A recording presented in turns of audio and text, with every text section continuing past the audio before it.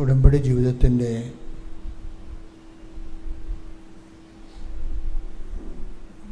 പ്രധാന ലക്ഷ്യങ്ങളിലൊന്ന്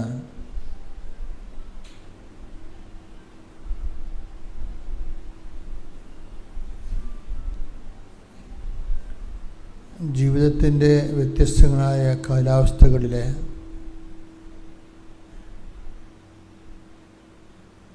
മനുഷ്യന് അനുഭവപ്പെടുന്ന പ്രതിസന്ധികൾ, അതിനെ സുവിശേഷ വിഹിതമായി കൈകാര്യം ചെയ്യാനുള്ള പഠന മുറകളാണ് ഉടമ്പടിയിലുള്ളത്.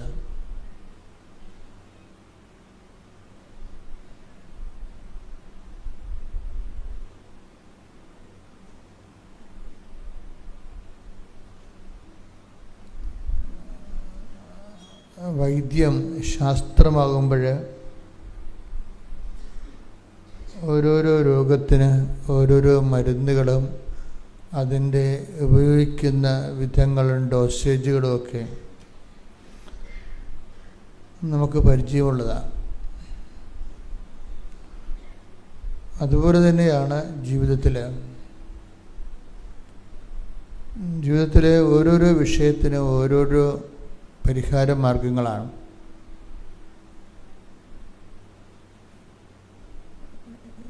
ഈ പരിഹാര മാർഗങ്ങൾ അതിൽ തന്നെ വളരെ വ്യക്തവും കൃത്യവുമാണ്. ഉടമ്പടിയിൽ വരുന്ന ഒരു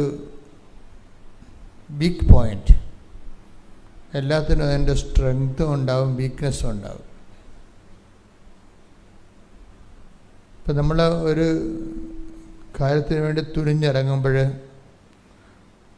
നമ്മളൊരു പേഴ്സണൽ അസസ്മെൻറ്റ് നടത്തും, വ്യക്തിപരമായൊരു വിലയിരുത്തൽ, ഈ വിഷയം അഭിമുഖീകരിക്കാനുള്ള നമ്മുടെ സ്ട്രെങ്ത് എന്താണ്, നമ്മുടെ വീക്ക്നെസ് എന്താണ്, നമ്മൾ അസസ് ചെയ്യും. നമുക്ക് അതിനുള്ള പവർ എന്താണ്, എവിടെയാണ് നമുക്ക് ഇപ്പോൾ പഠനത്തിൻ്റെ കാര്യം തന്നെ ചെറിയ പറയും, അച്ഛാ എനിക്ക് സ്പീക്ക് ചെയ്യാൻ പറ്റും, പക്ഷെ അവർ പറയണത് എനിക്ക് കേൾക്കാൻ എനിക്ക് കൃത്യമായിട്ട് കിട്ടത്തില്ലെന്ന് പറയും. അതുകൊണ്ട് ഹിയറിങ്ങിന് ഞാൻ പോവും. ഞാൻ റൈറ്റിങ്ങിന് ഓക്കെയാണ്. അതുപോലെ തന്നെ IELTSൻ്റെ സ്പീക്കിങ്ങിന് ഞാൻ ഓക്കെയാണ്, റീഡിങ്ങിന് ഞാൻ ഓക്കെയാണ്. പക്ഷേ അവരുടെ ഫോണറ്റിക്സ് എനിക്ക് മനസ്സിലാവണില്ല, അതുകൊണ്ട് റീഡിങ്ങിന് എനിക്ക് ക്യാച്ച് ചെയ്യാൻ പറ്റണില്ല എന്ന് പറയും. അതാണ് നമ്മുടെ വീക്ക്നെസ്. അപ്പോൾ സ്ട്രെങ്ത് എന്ന് പറയണത് നമ്മൾ ഓക്കെ ആണെന്ന് പറയുന്നതെല്ലാം നമ്മുടെ സ്ട്രെങ്താണ്. ഉടമ്പടിയിലും ഇതുപോലെ സ്ട്രെങ്ത് ആൻഡ് വീക്ക്നെസ് ഉണ്ട്. പ്രാർത്ഥനയ്ക്ക് നമ്മൾ ഓക്കെയാണ്, നമ്മൾ സ്ട്രെങ്ത് ഉണ്ട്, നമ്മൾ പ്രാർത്ഥിക്കും. ഉടമ്പടി മിനിമം പ്രാർത്ഥനയേ ഉള്ളൂ. അപ്പം നിങ്ങൾ തന്നെ ഓർക്കും, ഇത്രയും കൊച്ചു പ്രാർത്ഥനയല്ലേ ഉള്ളൂ, ഇതുകൊണ്ട് ഈ വലിയ കാര്യങ്ങൾ എങ്ങനെ ചെയ്യാനാണെന്ന് നിങ്ങൾ ഓർക്കും. ആ പ്രാർത്ഥനയുടെ ഡോസേജ് അതിൽ 20% ഉള്ളൂ. ബാക്കി 30% കാരുണ്യ പ്രവൃത്തികളാണ്. 50% ഇവാഞ്ചലൈസേഷനാണ്, സുവിശേഷ വിശ്വാസ കൈമാറ്റം. എപ്പോഴും ഞാൻ പറയുന്നു, എല്ലാ ദിവസവും ഞാൻ പറയുന്നുണ്ട്, നിങ്ങളിതിനെ മുഴുവൻ ഒരു പ്രാർത്ഥനയാക്കി അങ്ങോട്ട് കൺവേർട്ട് ചെയ്യും. 80% പ്രാർത്ഥനയാക്കും. കാര്യം നമ്മൾ പരിചയിച്ചത് അതാണ്. പക്ഷെ ഉടമ്പടി വരുമ്പോൾ ഉണ്ടാകുന്ന ഒരു പ്രശ്നം, ഇതിൻ്റെ ഫോർമാറ്റ് നേരെ ഓപ്പോസിറ്റ് ചേഞ്ച് ചെയ്യുന്നുണ്ട്. അവൻ പറയുന്ന പോലെ ചൊല്ലുകയല്ല നമ്മൾ ചെയ്യണത്, അവൻ പറയുന്ന പോലെ ചെയ്യുകയാണ്. അതിൻ്റെ കാരണം അതൊരു ഫോർമുലയാണ്. മനുഷ്യൻ രക്ഷപ്പെടാനും ഇല്ലായ്മയിൽ നിന്ന് രക്ഷപ്പെടാൻ വേണ്ടി പരിശുദ്ധ അമ്മയിലൂടെ ദൈവം വെളിപ്പെടുത്തിയ ഒരു പദ്ധതിയാണ്. അവൻ പറയണ പോലെ ചെയ്യുക. അത് എത്രയോ വർഷമായിട്ട് സഭയിൽ ആ വചനം സുവിശേഷം വായിക്കുന്നതാണ്. പക്ഷെ കൃപാസനത്തിൽ അത് വായിച്ചപ്പോൾ അതിൻ്റെ പാസ്വേഡ് കൂടി തന്ന്, പാസ്വേഡ് ഇല്ലാതെ നമുക്ക് എന്തുകൊണ്ടും ചെയ്യാമല്ലോ. ഫ്രീ ആയിട്ട് കിട്ടുന്ന ഒത്തിരിയേറെ സൈറ്റുകളുണ്ട്. പക്ഷെ ചിലതിന് നമ്മൾ പേയ്മെൻ്റാണ്, പൈസ കൊടുത്താൽ മാത്രമേ ഫർദറായിട്ട്. ഇപ്പം നമുക്ക് ഒരു ഇപ്പോൾ ചാറ്റ് GTP ഒക്കെ നമുക്ക് ഒരു ഒക്കെ ഫോർമുലേറ്റ് ചെയ്യാൻ സഹായിക്കും. പക്ഷേ ചില പുസ്തകങ്ങളുടെ ആന്തരിക കണ്ടൻറ്റുകൾ വേണമെങ്കിൽ നമ്മൾ പേയ്മെൻറ്റ് നടത്തണം. പൈസ കൊടുത്താൽ മാത്രമേ കിട്ടത്തുള്ളൂ. ഇപ്പം വചനത്തിൻ്റെ ഒരു അവസ്ഥ അതാണ്. വചനം വായിക്കുമ്പോൾ കിട്ടുന്നതെല്ലാം ഫ്രീ ആയിട്ട് കിട്ടുന്നതാണ്. ഓരോ വചനത്തിനും പാസ്വേഡുണ്ട്, പേയ്മെൻറ്റ് നടത്തിയിട്ട് കിട്ടുന്നത്. കൃപാസനത്തിൽ ഈ 2:5 യോഹന്നാൻ്റെ സുവിശേഷം 2:5 അവൻ പറയണ പോലെ ചെയ്യുക എന്നുള്ള വാക്ക് 2000 വർഷങ്ങളായിട്ട് ഇവിടെ വായിക്കപ്പെടുന്നതാണ് സുവിശേഷത്തിലെ. പക്ഷെ അതിൻ്റെ അകത്തൊരു ഉടമ്പടി ഇരിപ്പുണ്ടെന്നുള്ളതാണ് കൃപാസനത്തിന് കിട്ടിയ പ്രത്യേക വെളിപാട്. അതിന് ശരിക്കും പേയ്മെൻ്റാണത്. അതെന്ത് പേയ്മെൻ്റെന്ന് വെച്ച് കഴിഞ്ഞാൽ ഞങ്ങളിവിടെ ചെയ്തത് 2003 ഒരു വർഷം മുഴുവനും അഖണ്ഡ ജപമാല 1000 മണി ജപമാല 6 ദിവസത്തെ മഴയെന്നൊക്കെ പറഞ്ഞ പോലെ 6 ദിവസത്തെ കൊന്തമുണ്ടായിരുന്നു ഇവിടെ. രാത്രിയും പകലും ജപമാല ചെല്ലും. 1 മണിക്കൂർ പോലും 1 മിനിറ്റ് പോലും കളയാതെ രാത്രിയും പകലും തോരാതെ ഇങ്ങനെ ജപമാല ചെല്ലുമായിരുന്നു ഇവിടെ. ഒരു കൂടാരമൊക്കെ കെട്ടിയിട്ട് അതിൻ്റെ അകത്തിരുന്ന് ഓരോരോ ഗ്രൂപ്പുകൾ വന്ന് അണമുറിയാതെ ഇങ്ങനെ ജപമാല ചെല്ലുമായിരുന്നു 2003. അത് ഒക്ടോബർ മാസം 25-ാം തീയതിയാണ് തുടങ്ങിയത്. പിറ്റേ കൊല്ലം ഒക്ടോബർ മാസത്തിലാണ് അത് തീരണത്. 2004 ആണ് ആ അണമുറിയാത്ത ജപമാല തീരണത്. അതിനുശേഷം 2004 ഒക്ടോബർ 25-ന് തീരുമ്പോൾ ഡിസംബർ ആയപ്പോൾ മാതാവ് പ്രത്യക്ഷപ്പെട്ടു. മാതാവ് പ്രത്യക്ഷപ്പെട്ടെങ്കിലും ദുരന്തം ഉണ്ടാകാൻ പോണ് പ്രാർത്ഥിക്കണമെന്നാണ് അമ്മ പറഞ്ഞത്. അപ്പോൾ സമയഘടികാരം നെഞ്ചിൽ ചാർത്തി സിൽവർ ഗിരയിലാണ് അമ്മ പ്രത്യക്ഷപ്പെടുന്നത്. ഇതിൻ്റെ വലിയ ഒരു ഇമ്പാക്റ്റ് ആ ദിവസങ്ങളിൽ ഇല്ലാതിരുന്നത്. എനിക്കാണെങ്കിൽ ഇത് ഇങ്ങനെ ലോകം മുഴുവൻ വ്യാപിപ്പിക്കേണ്ട ഒരു കാര്യമായിട്ട് തോന്നിയില്ല. തോന്നുന്നത് വെച്ചാൽ ആ പരുവക്കേടായിരുന്നു അന്നത്തെ കാലം. അതൊക്കെ ഇവിടെയൊക്കെ ഇത് തുടങ്ങി വരുന്നൊരു സമയമാണ്. അപ്പം അതുകൊണ്ട് സഭയിൽ നിന്ന് ചോദ്യങ്ങളുണ്ടാവും. ഇത് ആൾക്കാരെ കൂട്ടാൻ വേണ്ടി നിങ്ങൾ വല്ല തരികിട പരിപാടിയും കാണിക്കണമെന്ന് വിചാരിച്ചുകൊണ്ട്, അപ്പം എനിക്ക് ആ വിഷയത്തിൽ വല്ല സസ്പെൻഷനൊക്കെ വരുമെന്ന് വിചാരിച്ചുകൊണ്ട് ഞാനത് മിണ്ടാതെ അങ്ങനെ നടന്നു. ഈ ജനങ്ങളോട് പറഞ്ഞ് നമ്മൾ പ്രത്യക്ഷപ്പെട്ട കാര്യമെങ്കിലും പ്രചരിപ്പിച്ചില്ല. പിന്നെ 10 കൊല്ലം കഴിഞ്ഞ് 2014 അവസാനമായപ്പോൾ സെപ്റ്റംബർ ആയപ്പോൾ വാടിപ്പെട്ടി പോയി. അവിടെ വെച്ചാണ് എനിക്കവിടെ കയറാൻ പറ്റാത്ത അമ്മയുടെ സന്നിധാനം, അവിടെ മാതാവ് പ്രത്യക്ഷപ്പെട്ടതാണ്. അപ്പോൾ അവിടെ സന്നിധാനത്തിൽ കയറാൻ പറ്റാത്ത ഒരു മാനസികാവസ്ഥ വന്ന് ഞാൻ ഡൗൺ ആയിട്ട് അങ്ങനെ പുറത്ത് നിൽക്കുകയാണ്. വിജയകുമാറിനെ കൊണ്ട് ഞാൻ നേർച്ചയിടിച്ചിട്ട് തിരിച്ചു പോന്നു. വിജയകുമാർ എന്നോട് ചോദിച്ചു എന്തുകൊണ്ടാണ് ഈ അച്ഛൻ കയറാത്തത്. അപ്പോൾ ഞാൻ പറഞ്ഞു എനിക്കിവിടെ കയറാൻ അനുവാദമില്ലെന്ന് പറയണം അമ്മ. ഇതിനേക്കാൾ വ്യക്തമായിട്ടാണ് കൃപാസനത്തിൽ പ്രത്യക്ഷപ്പെട്ടത്. നീ അത് പൂത്തിവെച്ചിരിക്കുന്ന കാരണം നിനക്ക് മരണസമയത്ത് ഇതിന് ഉത്തിരിപ്പ് കടവുണ്ടാകുമെന്ന്. കാര്യം അതെനിക്ക് പേടിയായിപ്പോയി. ഈ പ്രത്യക്ഷീകരണം ഇവിടെ പ്രഖ്യാപിക്കേണ്ട കാരണം ഇത്രയും എനിക്ക് വേറെ പ്രശ്നങ്ങളൊന്നുമില്ലായിരുന്നു. അതായത് എൻ്റെ മരണസമയത്ത് ദൈവം നടത്തിയ ഈ വലിയ കാര്യം ലോകത്തോട് പറയാതെ മരിച്ചാൽ അത് ഉത്തിരിപ്പ് കടമാകുമെന്ന് പറഞ്ഞപ്പോഴാണ് ഞാൻ പിന്നെ മുമ്പും പുറകും നോക്കാതെ ഇവിടെ വന്ന് 2015 അമ്മയെ പ്രതിഷ്ഠിച്ച്. അന്ന് പ്രതിഷ്ഠിച്ച മാതാവാണ് അവിടെ ഇരിക്കുന്നത്. അതായത് കൃപാസന മാതാവല്ല, ലൂർദ് മാതാവിൻ്റെ രൂപമാണ് നമ്മുടെ ഉണ്ടായിരുന്നത്. പിന്നീട് ഞാനൊരു രൂപം എനിക്ക് മനസ്സിലായില്ല. ഈ പൂർണ്ണ ലൈൻ അത് മോശമാണ്. ദൈവം വളരെ ശ്രദ്ധയോടുകൂടിയാണ് വിഷയം കൈകാര്യം ചെയ്യണതെന്ന് മനസ്സിലായപ്പോൾ ഞാൻ ന്യൂട്രലായിട്ട് ആദ്യം ഒരു മാതാവ് 1987 എൻ്റെ മുറിയിൽ കൊണ്ടുവന്നായിരുന്നു. അന്ന് മുതലാണ് ഞാൻ മാതാവിലേക്ക് കുറച്ച് അടുത്തത്. ഞാൻ പ്രൈവറ്റ് പേഴ്സണൽ ജപമാലയൊക്കെ ചെല്ലാൻ തുടങ്ങിയത് അവിടെ വെച്ചാണ്. ഞാൻ ഈ മാതാവിൻ്റെ രൂപം കൊണ്ട് ചമ്പക്കുളത്ത് കൊടുത്തും പറഞ്ഞ് ഞാനൊരു മാതാവിനെ കൃപാസനത്തിൽ കണ്ടായിരുന്നു. അത് സിൽവർ ഗ്രേയാണ്. നടുക്ക് ക്രോക്കുണ്ടായിരുന്നു. 10-8 സൂചി കാണിച്ചിരുന്നു. എനിക്ക് ആ മാതാവിൻ്റെ രൂപം പോലെ അത് നിങ്ങൾക്ക് എനിക്ക് പറഞ്ഞു തരാനേ പറ്റത്തുള്ളൂ. അതുകൊണ്ട് എൻ്റെ കയ്യിലുള്ള രൂപം ഇതാണെന്ന് പറഞ്ഞ് ഞാനത് കൊടുത്തു. ചപ്പക്കുളത്ത് കൂടെ കൊടുത്തിട്ട് ഈ രൂപം ചെയ്യാൻ വേണ്ടി പറഞ്ഞു. അപ്പോൾ അതൊരു അങ്ങനെ ഒന്നും ഒരു ശില്പിയോട് പറയാൻ പറ്റത്തില്ല. അച്ഛന് വട്ടാണെന്ന് തോന്നും. കാര്യം ഞാൻ മനസ്സിലുള്ള രൂപം നിങ്ങൾ ചെയ്യണമെന്ന് പറഞ്ഞാൽ എങ്ങനെ ശരിയാണ്?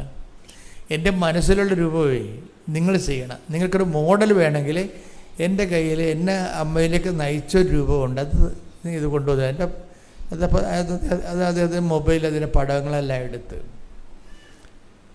എന്തൊരു മാതാവിൻ്റെ രൂപം ഉണ്ടാക്കി. 1 കൊല്ലം കൊണ്ടാണ് ഈ രൂപം ഉണ്ടാക്കിയത്. അപ്പോൾ ചമ്പക്കുളത്ത് ഞാനൊരു ദിവസം ചെല്ലുമ്പോൾ തെങ്ങിൻ ചവിട്ടി ഈ രൂപം ഇരിപ്പുണ്ട് അവിടെ ഉണ്ടാക്കി വെച്ചിട്ട് വെയിലത്ത് വെച്ചതല്ലാതെ ആ ശില്പിയുടെ മുറി സ്ഥലമില്ലായിരുന്നു. അത് കാരണം അടുത്തടുത്ത് ഓർഡർ വന്നപ്പോൾ മാതാവിനെ അവർ പുറത്ത് വെച്ച്. അപ്പോൾ ഞാൻ ചെല്ലുമ്പോൾ വലിയ മാതാവല്ലേ പുറത്തിരിപ്പുണ്ട്. അപ്പോൾ ഞാനും തങ്കച്ചേനും സണ്ണിച്ചേട്ടനും കൂടി അവിടെ ചെല്ലുമ്പോൾ മാതാവിനൊക്കെ ഉണ്ട്. മാതാവ് ചെല്ലുമ്പോൾ തങ്കച്ചേട്ടൻ പറഞ്ഞ് ഇത് മാതാവാണെന്ന് എന്നോട് ചോദിച്ചു. കാര്യം അന്ന് വേറെ ലുക്കായിരുന്നു. ഇന്ന് നിങ്ങൾ കാണുന്ന കൃപാസന മാതാവ് എൻ്റെ ലുക്കല്ലേ. ഇങ്ങനെ ഇത് ചോദിച്ചപ്പോൾ എനിക്കും തോന്നി, എനിക്കും സംശയം, ഇതെന്തിങ്ങനെ ഇത് ചോദിച്ചല്ല, ഇങ്ങനെയല്ല ഞാൻ ഉദ്ദേശിച്ചതെന്ന്. പക്ഷെ ഞാൻ ഇവിടെ കൊണ്ടുവന്ന് മാതാവിനെ വെച്ചതിന് ശേഷം ഇതുപോലെയൊക്കെയുള്ള ഒരു സെറ്റപ്പ് ഉണ്ടാക്കി. അപ്പോൾ ഞാൻ ഈ പള്ളിയിലിരിക്കുകയാണ്. മാതാവിനെ കൊണ്ടുവന്ന് വെച്ചതിന് ശേഷം ഞാനൊരു ദിവസം സന്ധ്യയ്ക്ക് ഇവിടെ വന്ന് സന്ധ്യയ്ക്ക് ഇടുന്നപ്പോൾ ഇവിടെയെല്ലാം ഇരുട്ടാണ്. മാതാവിൻ്റെ മുഖത്ത് മാത്രം ലൈറ്റ് കിടപ്പുണ്ട്. അപ്പം ഞാനിങ്ങനെ മാതാവിലേക്ക് ഇങ്ങനെ കണ്ണ് ചിമ്മി അവിടെ നോക്കുമ്പോഴുണ്ട് അന്ന് പ്രത്യക്ഷപ്പെട്ട ഒരു കടുകിന് പോലും വ്യത്യാസമില്ലാത്ത അതേ മാതാവാണിത്. അപ്പം എനിക്ക് മനസ്സിലായി, കളി മാറുകയാണെന്ന് മനസ്സിലായി. കാര്യം ഞാൻ ഈ സ്വകാര്യമായിട്ട് ഈ അമ്മയുടെ കൂടെ സഞ്ചരിക്കുമ്പോൾ എനിക്കുണ്ടാകുന്ന വ്യക്തിപരമായ അനുഭവങ്ങളാണ് നിങ്ങളോട് പറയണത്. അപ്പം മനസ്സിലായി ഇത് അമ്മ കരുതിക്കൂട്ടി ഇറങ്ങിയിരിക്കുകയാണ്, കളി മാറുകയാണെന്ന് മനസ്സിലായി. കാര്യം ഞാനിത് ഈ പ്രത്യക്ഷീകരണം സഭയെ പേടിച്ച് ആവശ്യമില്ലാത്തൊരു വേസ്റ്റ് പേടിക്കലായിട്ട് ഞാനിത് പതുക്കി വെച്ചിരിക്കുകയായിരുന്നു. അമ്മ ഇപ്പോൾ വിഷയം നേരിട്ട് ഏറ്റെടുത്ത്, സെൻട്രൽ കമ്മിറ്റി നേരിട്ട് വിഷയം ഏറ്റെടുത്ത്. അപ്പോഴെനിക്ക് വാടിപ്പെട്ടി വെച്ചൊരു പ്രത്യക്ഷീകരണ പ്രാർത്ഥന തന്നായിരുന്നു. അതിൻ്റെ പരിഷ്കരിച്ച രൂപമാണ് ഇപ്പോൾ നിങ്ങൾ വായിക്കണത്, പ്രത്യക്ഷീകരണ പ്രാർത്ഥന ഉൾപ്പെടെ. അവിടെ അമ്മയുടെ പ്രത്യക്ഷീകരണത്തിൻ്റെ അകത്ത് ഈ പ്രകൃതിയും ഇപ്പം കാർബണിൻ്റെ കളറല്ലേ ശരിക്കും പറഞ്ഞാൽ, കരിമേഘങ്ങളുടെ ഒരുതരം കളറും കലുഷിതമായ അന്ത്യകാലത്തിൻ്റെ നിറമാണ്. ഈ അന്ത്യകാലത്തിൻ്റെ നിറം, സമയത്തിൻ്റെ ചുരുക്കവും എല്ലാം ഈ വല്ലാത്ത വിഷയങ്ങളാണ്. ഇന്നുവരെ പ്രത്യക്ഷപ്പെട്ടിട്ടുള്ള പ്രത്യക്ഷീകരണങ്ങളിൽ ടോപ്പ് സീരിയസ് ആയിട്ടുള്ള ഡീപ്പായിട്ടുള്ള ഒരു വിഷയമാണിത്. അതനുസരിച്ച് തന്നെ വല്ലാത്ത അനുഭവങ്ങൾ വരാൻ തുടങ്ങി ആൾക്കാർക്ക്. ഈ പ്രത്യക്ഷീകരണ പ്രാർത്ഥന ചൊല്ലി അതിൻ്റെ പേരിൽ അമ്മ ആഗ്രഹിക്കുന്ന ഒരു കൃപാവര പദ്ധതി, അതായിരുന്നു ആദ്യത്തെ പ്രത്യക്ഷ പ്രാർത്ഥന.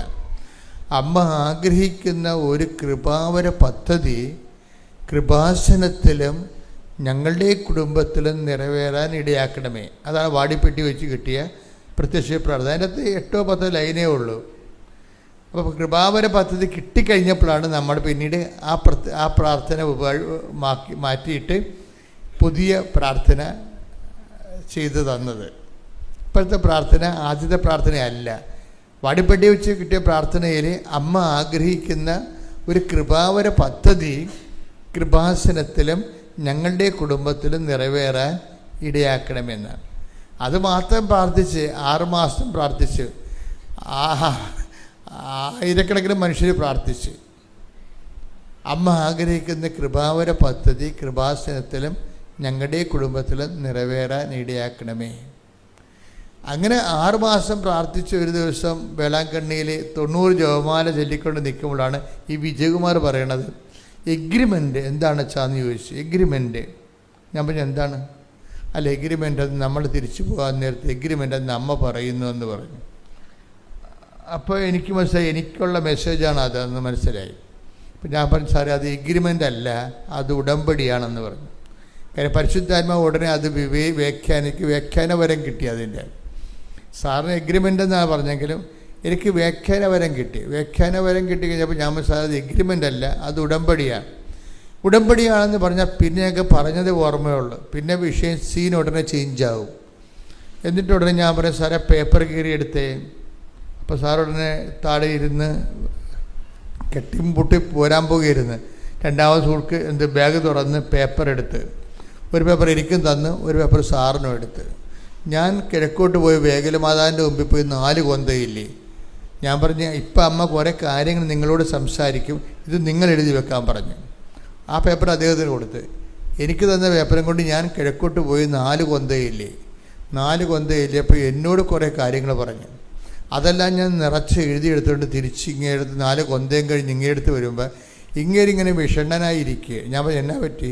അമ്മ തന്ന് എഴുതിയ കാര്യങ്ങളൊക്കെ നിറച്ചുകൊണ്ട് പുള്ളിയുടെ പേപ്പറെ.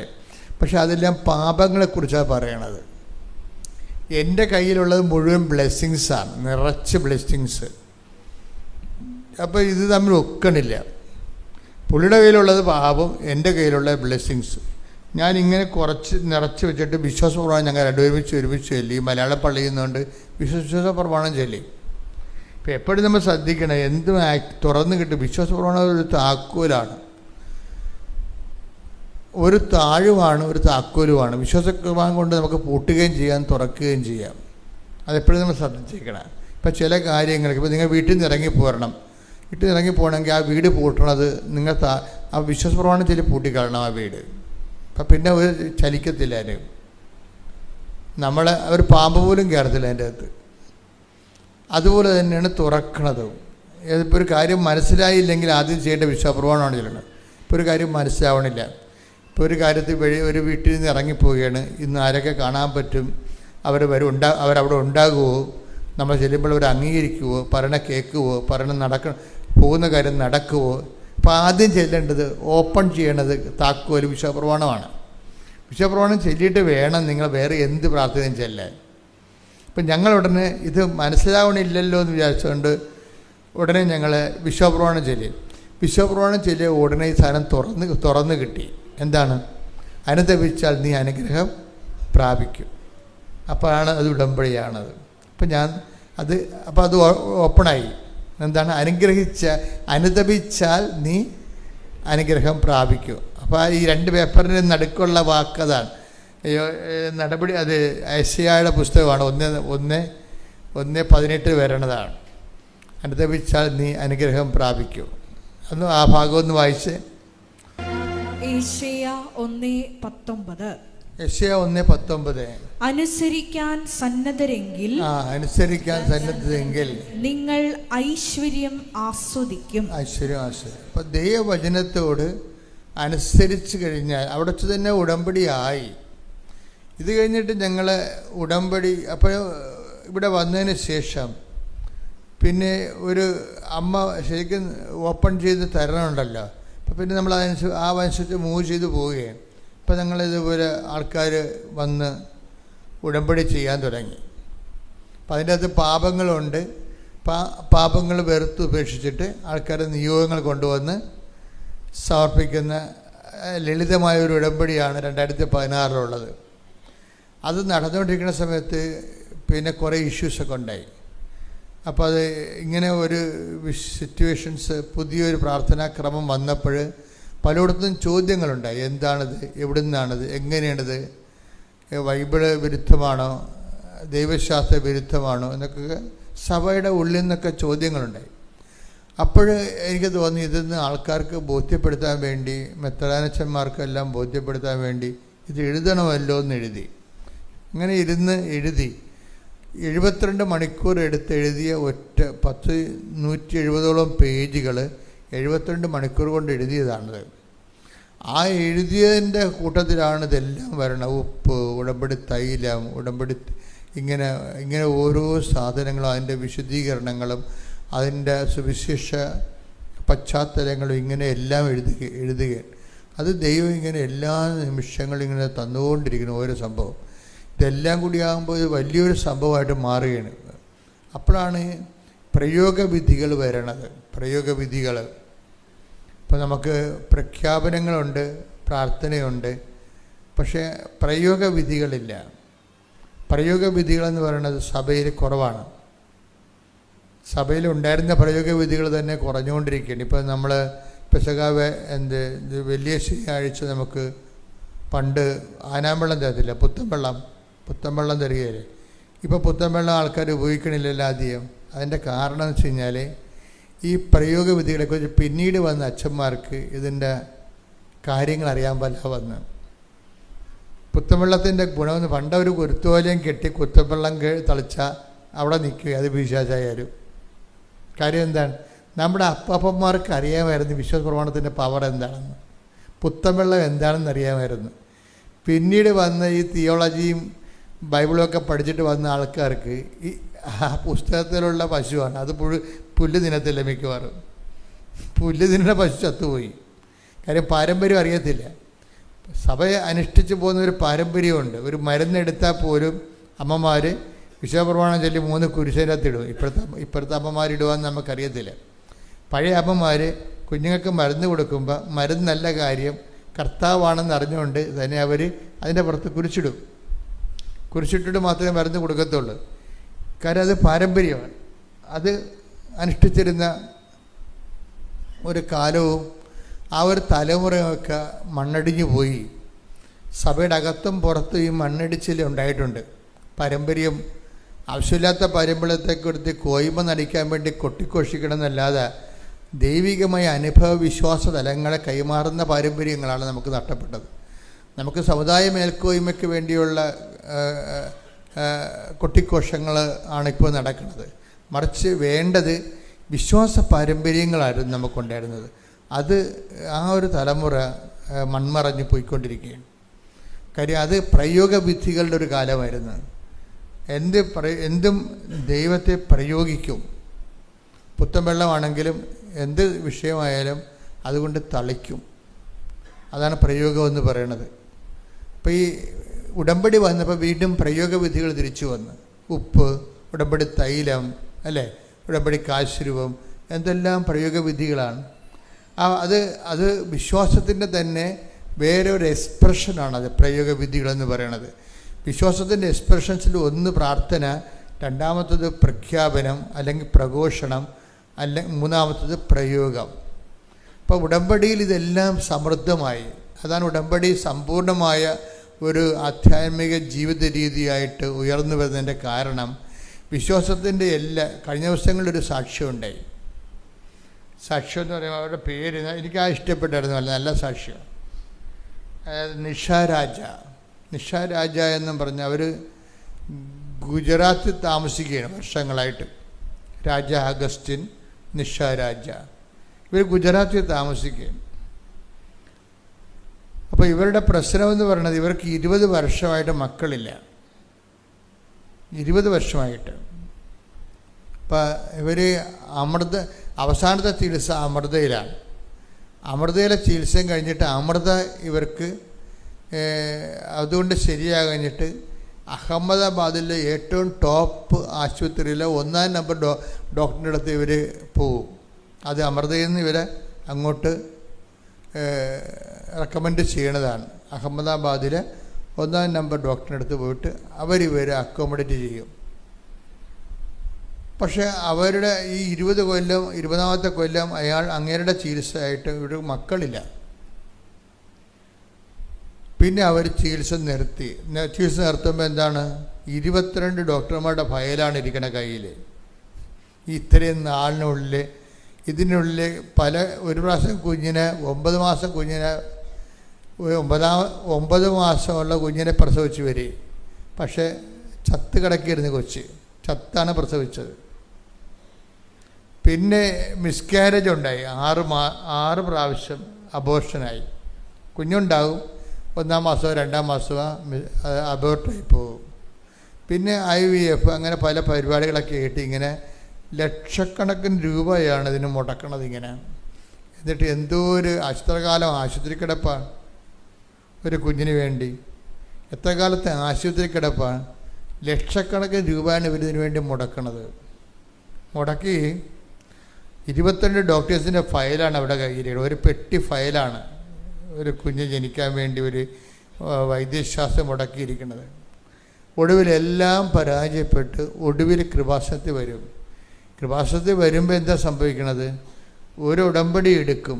ഉടമ്പടി എടുത്തിട്ട് അവിടെ സീരിയസ് ആയിട്ട് എടുക്കുമ്പോൾ എനിക്ക് കർത്താവ് തന്ന ഒരു പ്രാർത്ഥനയുണ്ട്. എന്താണ്?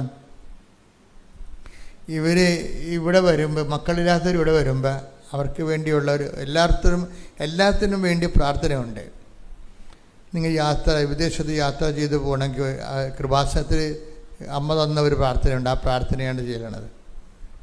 നിങ്ങളുടെ വലത്തും ഇടത്തും വീട്ടിലും വഴിയിലും ജലത്തിലും കരയിലും മുകളിലും ഹൃദയത്തിലും കർത്താവിൻ്റെ സാന്നിധ്യവും സഹവാസവും സ്പർശം ഉണ്ടാവട്ടെ. നിങ്ങളുടെ യാത്ര, നിങ്ങളുടെ അവിചാരിതമായ അപകടങ്ങൾ, ആകസ്മിക സങ്കടങ്ങളിൽ നിന്ന് കർത്താവ് നിങ്ങളെ മോചിപ്പിക്കട്ടെ. അങ്ങനെ തുടങ്ങുന്നൊരു പ്രാർത്ഥനയാണത്. അപ്പോൾ അതെല്ലാം ബ്ലോക്ക് ചെയ്താൽ വരാനുള്ള തകർച്ചകളെ വരെ ബ്ലോക്ക് ചെയ്താൽ പ്രാർത്ഥിക്കണേ. അതുപോലെ തന്നെ മക്കളില്ലാത്തവർക്കൊരു പ്രാർത്ഥനയുണ്ട്.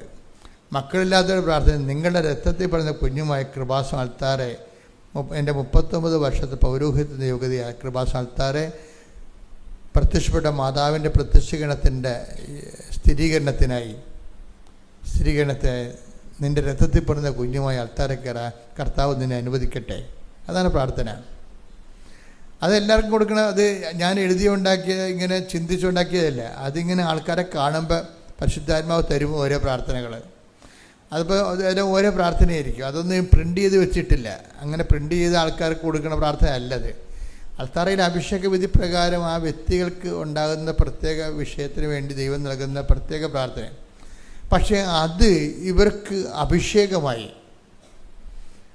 ഈ നിഷരാജ എന്ന് പറഞ്ഞ ലേഡിക്ക് 20 വർഷത്തെ ഈ പ്രസവയാത്ര, ഗർഭം ഒരു കുഞ്ഞിന് വേണ്ടിയുള്ള ഈ രക്തസാക്ഷിത്വ യാത്രയിൽ അവസാനം കിട്ടിയ ഈ പ്രാർത്ഥന അവർക്ക് അഭിഷേകമായി.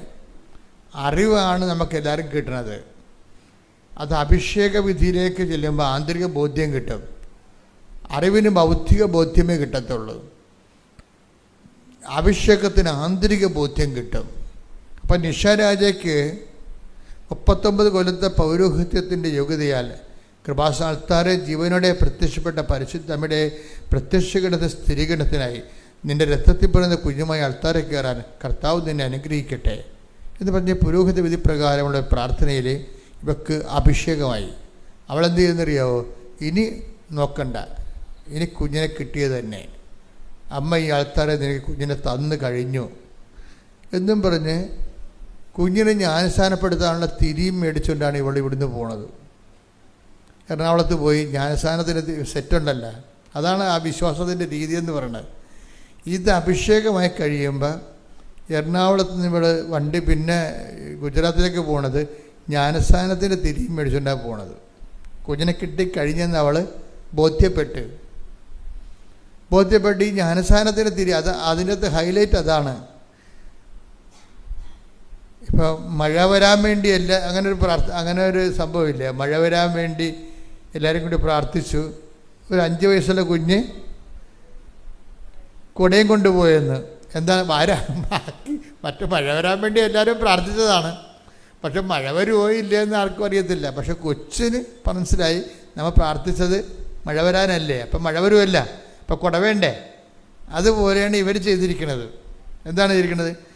നിൻ്റെ രക്തത്തിൽ പറഞ്ഞ കുഞ്ഞുമായി അൾത്താരെ കയറാൻ കർത്താവ് നിന്നെ അനുഗ്രഹിക്കട്ടെ എന്നാണ് പറയുന്നത്.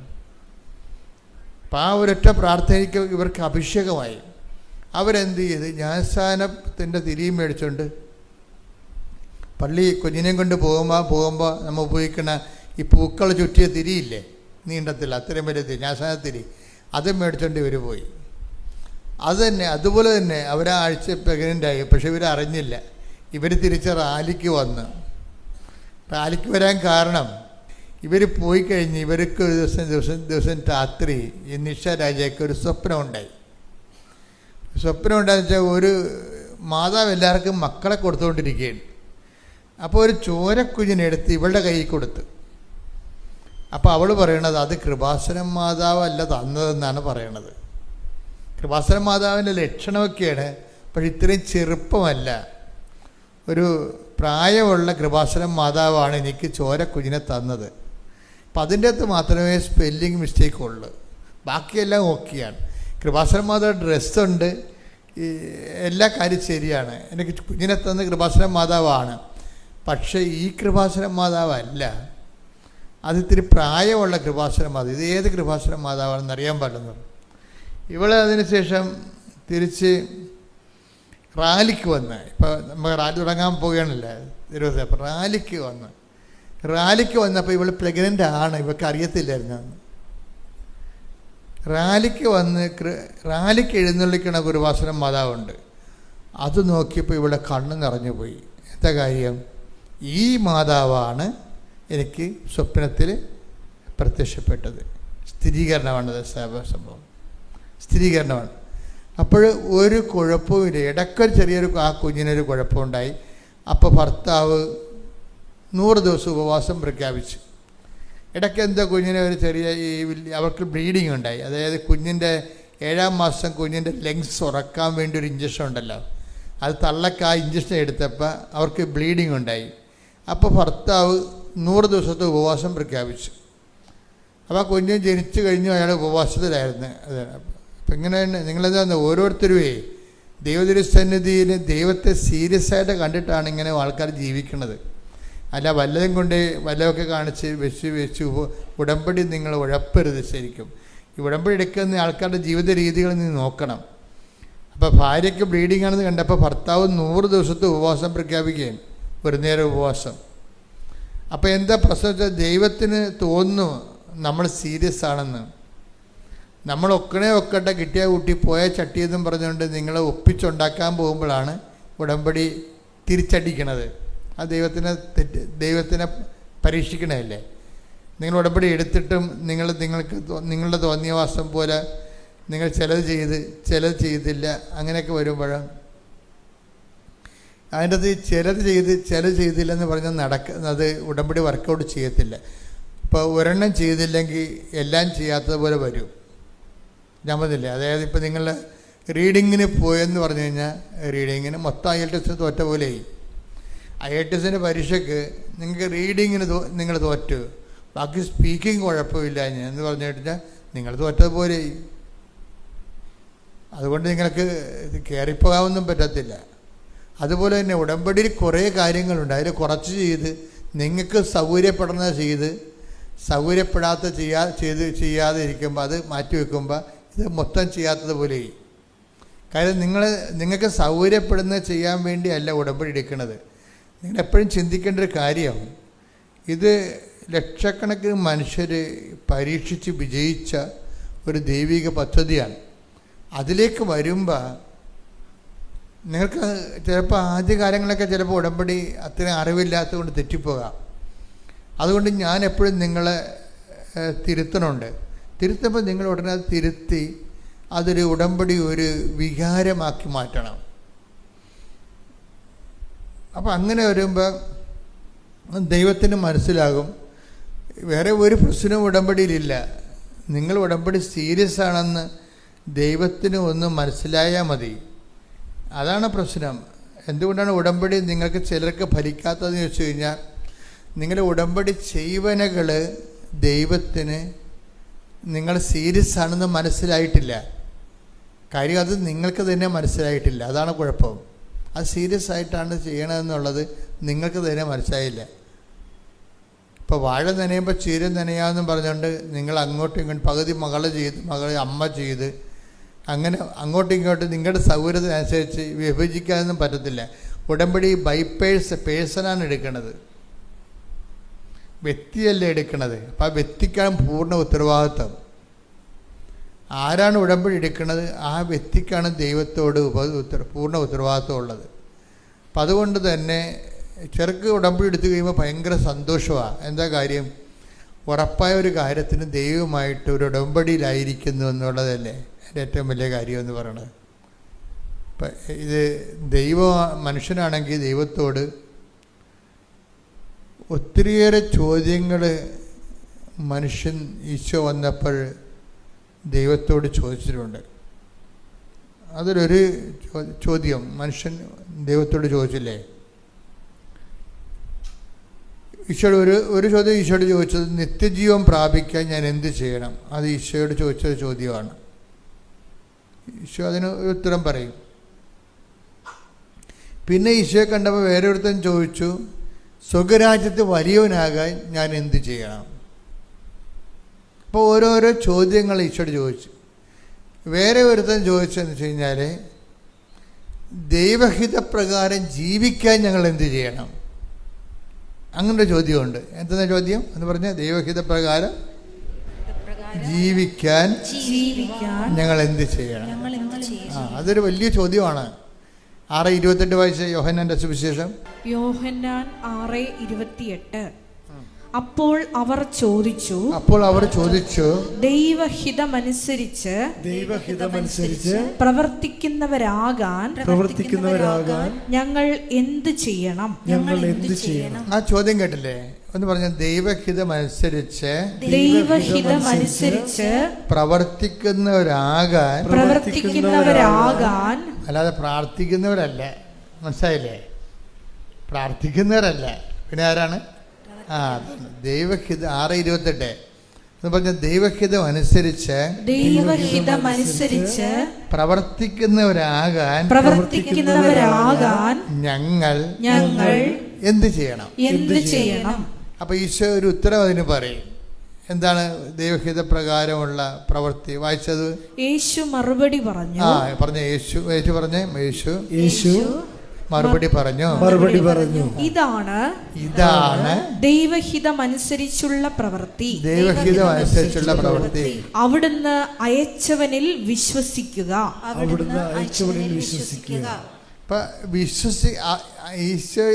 അവന് അയച്ചവനിൽ വിശ്വസിക്കുക എന്നുള്ളതാണ് ദൈവഹിതം അനുസരിച്ചുള്ള പ്രവൃത്തി. വിശ്വസിക്കണമെങ്കിൽ എന്ത് ചെയ്യണം? വിശ്വാസം എന്ത് ചെയ്യണം? നമ്മൾ ഇപ്പം അവനിൽ അയച്ചവന് വിശ്വസിക്കുക, അതാണ് ദൈവഹിതപ്രകാരമുള്ള പ്രവൃത്തി. അങ്ങനെ വിശ്വസിക്കണമെങ്കിൽ നമ്മൾ എന്ത് ചെയ്യണം? ആ വിശ്വാസം പ്രവൃത്തികളാലാണ് നീതീകരിക്കപ്പെടുന്നത്. മനുഷ്യൻ വിശ്വാസം കൊണ്ട് മാത്രമല്ല പ്രവൃത്തികളാലുമാണ് നീതീകരിക്കപ്പെടുന്നതെന്ന് നിങ്ങൾ അറിയുന്നു. അപ്പോൾ ഇതാണ് ദൈവഹിത പ്രകാരമുള്ള പ്രവൃത്തി. അവിടുന്ന് അയച്ചവന് വിശ്വസിക്കുക. അതല്ലേ നമ്മൾ കണ്ടത്? ഇപ്പം വിശ്വസിക്കുന്ന, ഈശോയിൽ വിശ്വസിക്കുന്നു എന്ന് പറഞ്ഞാൽ വിശ്വസിക്കുന്നു പറഞ്ഞിട്ട് കാര്യമില്ല. എന്ത് ചെയ്യണം? എന്താണ് ഈ യാക്കോബ് 2:24 വർക്കൗട്ട് ചെയ്യണം. എന്താണ് അത്? വായിച്ചൊന്നൊരു വായിച്ചേ. മനുഷ്യൻ വിശ്വാസം കൊണ്ട് മാത്രമല്ല പ്രവൃത്തികളാലുമാണ് നീതീകരിക്കപ്പെടുന്നതെന്ന് നിങ്ങൾ അറിയുന്നു. അപ്പോൾ ദൈവഹിത പ്രകാരം ജീവിക്കാൻ ഞങ്ങൾ എന്ത് ചെയ്യണമെന്ന് ചോദിച്ചു കഴിഞ്ഞാൽ ഉത്തരം എന്താണ്? അവിടുന്ന് അയച്ചവനിൽ വിശ്വസിക്കുക എന്ന് വെച്ചാൽ എന്താണെന്ന് ചോദിച്ചു കഴിഞ്ഞാൽ, വിശ്വാസം നീതീകരിക്കപ്പെടുന്നത് പ്രവൃത്തികൾ വഴിയാണ്. അതാണ് ഈ ഉടമ്പടി എന്ന് പറയുന്നത്. പ്രവൃത്തികൾ എന്ന് പറഞ്ഞാൽ എന്ത് പ്രവൃത്തികളാണ്? എന്തെങ്കിലും പ്രവൃത്തികളാണ്? അല്ല. പിന്നെ എന്താണ്? അവൻ പറയണ പോലെയുള്ള പ്രവൃത്തികൾ, അവൻ പറയണ പോലെ ചെയ്യുക. അതാണ് വിഷയം. അവൻ അത് വായിച്ച് യോഹന്നാൻ 2:5. അവന്റെ അമ്മ പരിചാരകരോട് പറഞ്ഞു, അവൻ നിങ്ങളോട് പറയുന്നത് ചെയ്യുവിൻ. അപ്പൊ ഈ അവൻ നിങ്ങളോട് ദൈവഹിത പ്രകാരമുള്ള പ്രവൃത്തി എന്താ? ദൈവഹിത പ്രകാരം ജീവിക്കാൻ ഞങ്ങൾ എന്ത് ചെയ്യണമെന്ന ചോദ്യത്തിന് ഉത്തരം എന്താണ്? അവിടുന്ന് അയച്ചവനിൽ വിശ്വസിക്കുക. എന്ത് വിശ്വസിക്കണം എന്നുള്ള ഉത്തരം എന്താണ്? വിശ്വാസം പ്രവൃത്തികളാൽ നീതീകരിക്കപ്പെടുന്നു. എന്ത് പ്രവൃത്തി എന്ന് ചോദിച്ചു കഴിഞ്ഞാൽ എന്താണ്? അവൻ പറയുന്നത് പോലെ ചെയ്യുക. ഇത് ഇന്റർകണക്റ്റഡാണ്. അപ്പോൾ ദൈവഹിത പ്രകാരമുള്ള പ്രവൃത്തി എന്ന് പറഞ്ഞാൽ എന്താണ്? ഉടമ്പടി ജീവിതമാണ്. കൈയടിച്ച് ശ്രദ്ധിക്കട്ടെ. ഹല്ലേലൂയ.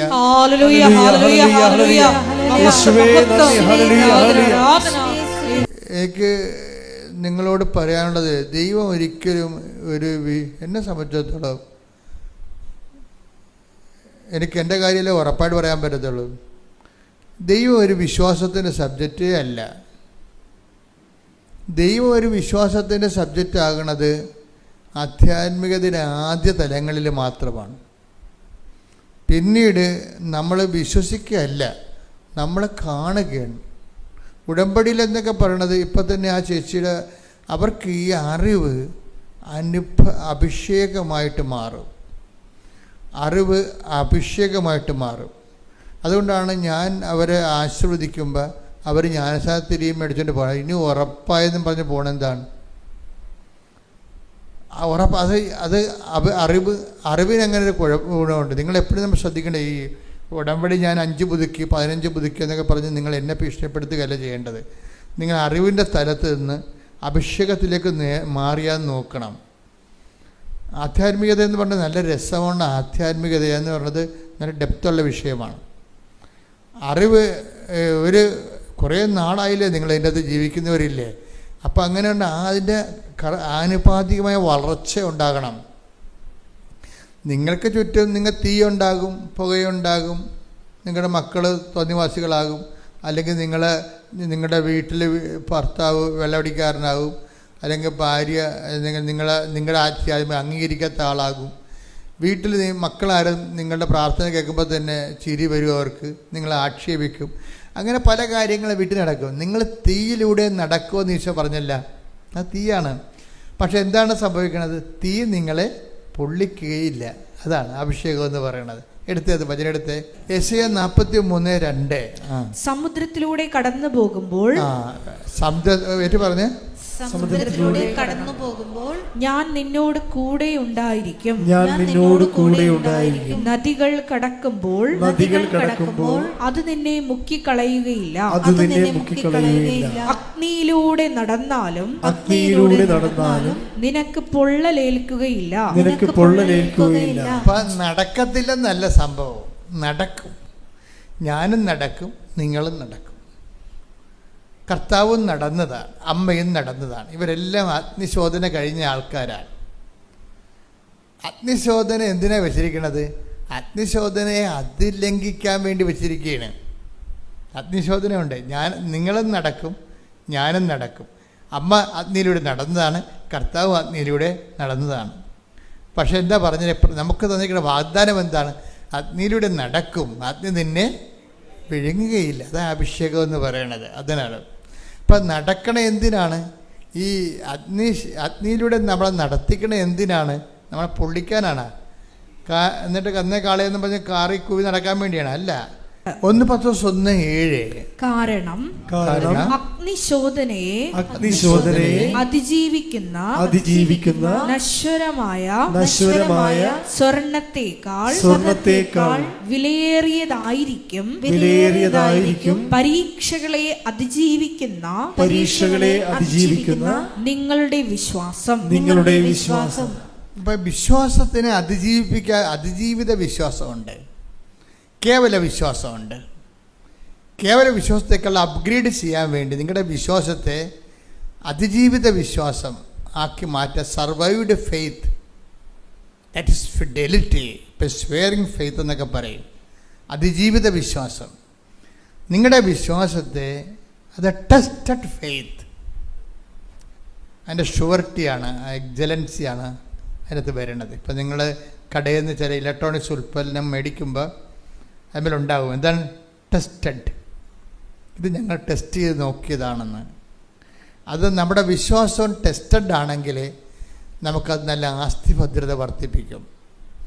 അതിന് ഇതുപോലെ ഓരോ പരീക്ഷ കഴിയുമ്പോഴും ഫെയ്ത്ത് മുമ്പത്തേക്കാൾ പവർഫുൾ ആയിരിക്കണം. അല്ലാതെ കർത്താവ് ഇത് ഞങ്ങളോട് ഇങ്ങനെ ചെയ്തല്ല, ഞാൻ കുറേ പ്രാർത്ഥനക്കൊക്കെ നടക്കണമല്ലേ, കർത്താവിനിങ്ങനെ ഞങ്ങളോട് ചെയ്യാവാ എന്നൊക്കെ ചോദിച്ചുകൊണ്ട് നടക്കണം. അതുകൊണ്ട് അവിടെ വെച്ച് ആ വിശ്വാസം കരിഞ്ഞു മാറുകയാണ്. എപ്പോഴും നമ്മൾ ശ്രദ്ധിക്കണം. അതായത് മിണ്ടാതിരുന്നാലും മണ്ടത്തരങ്ങൾ ദൈവത്തോട് ചോദിക്കരുത്. പറഞ്ഞ മനസ്സിലായില്ലേ?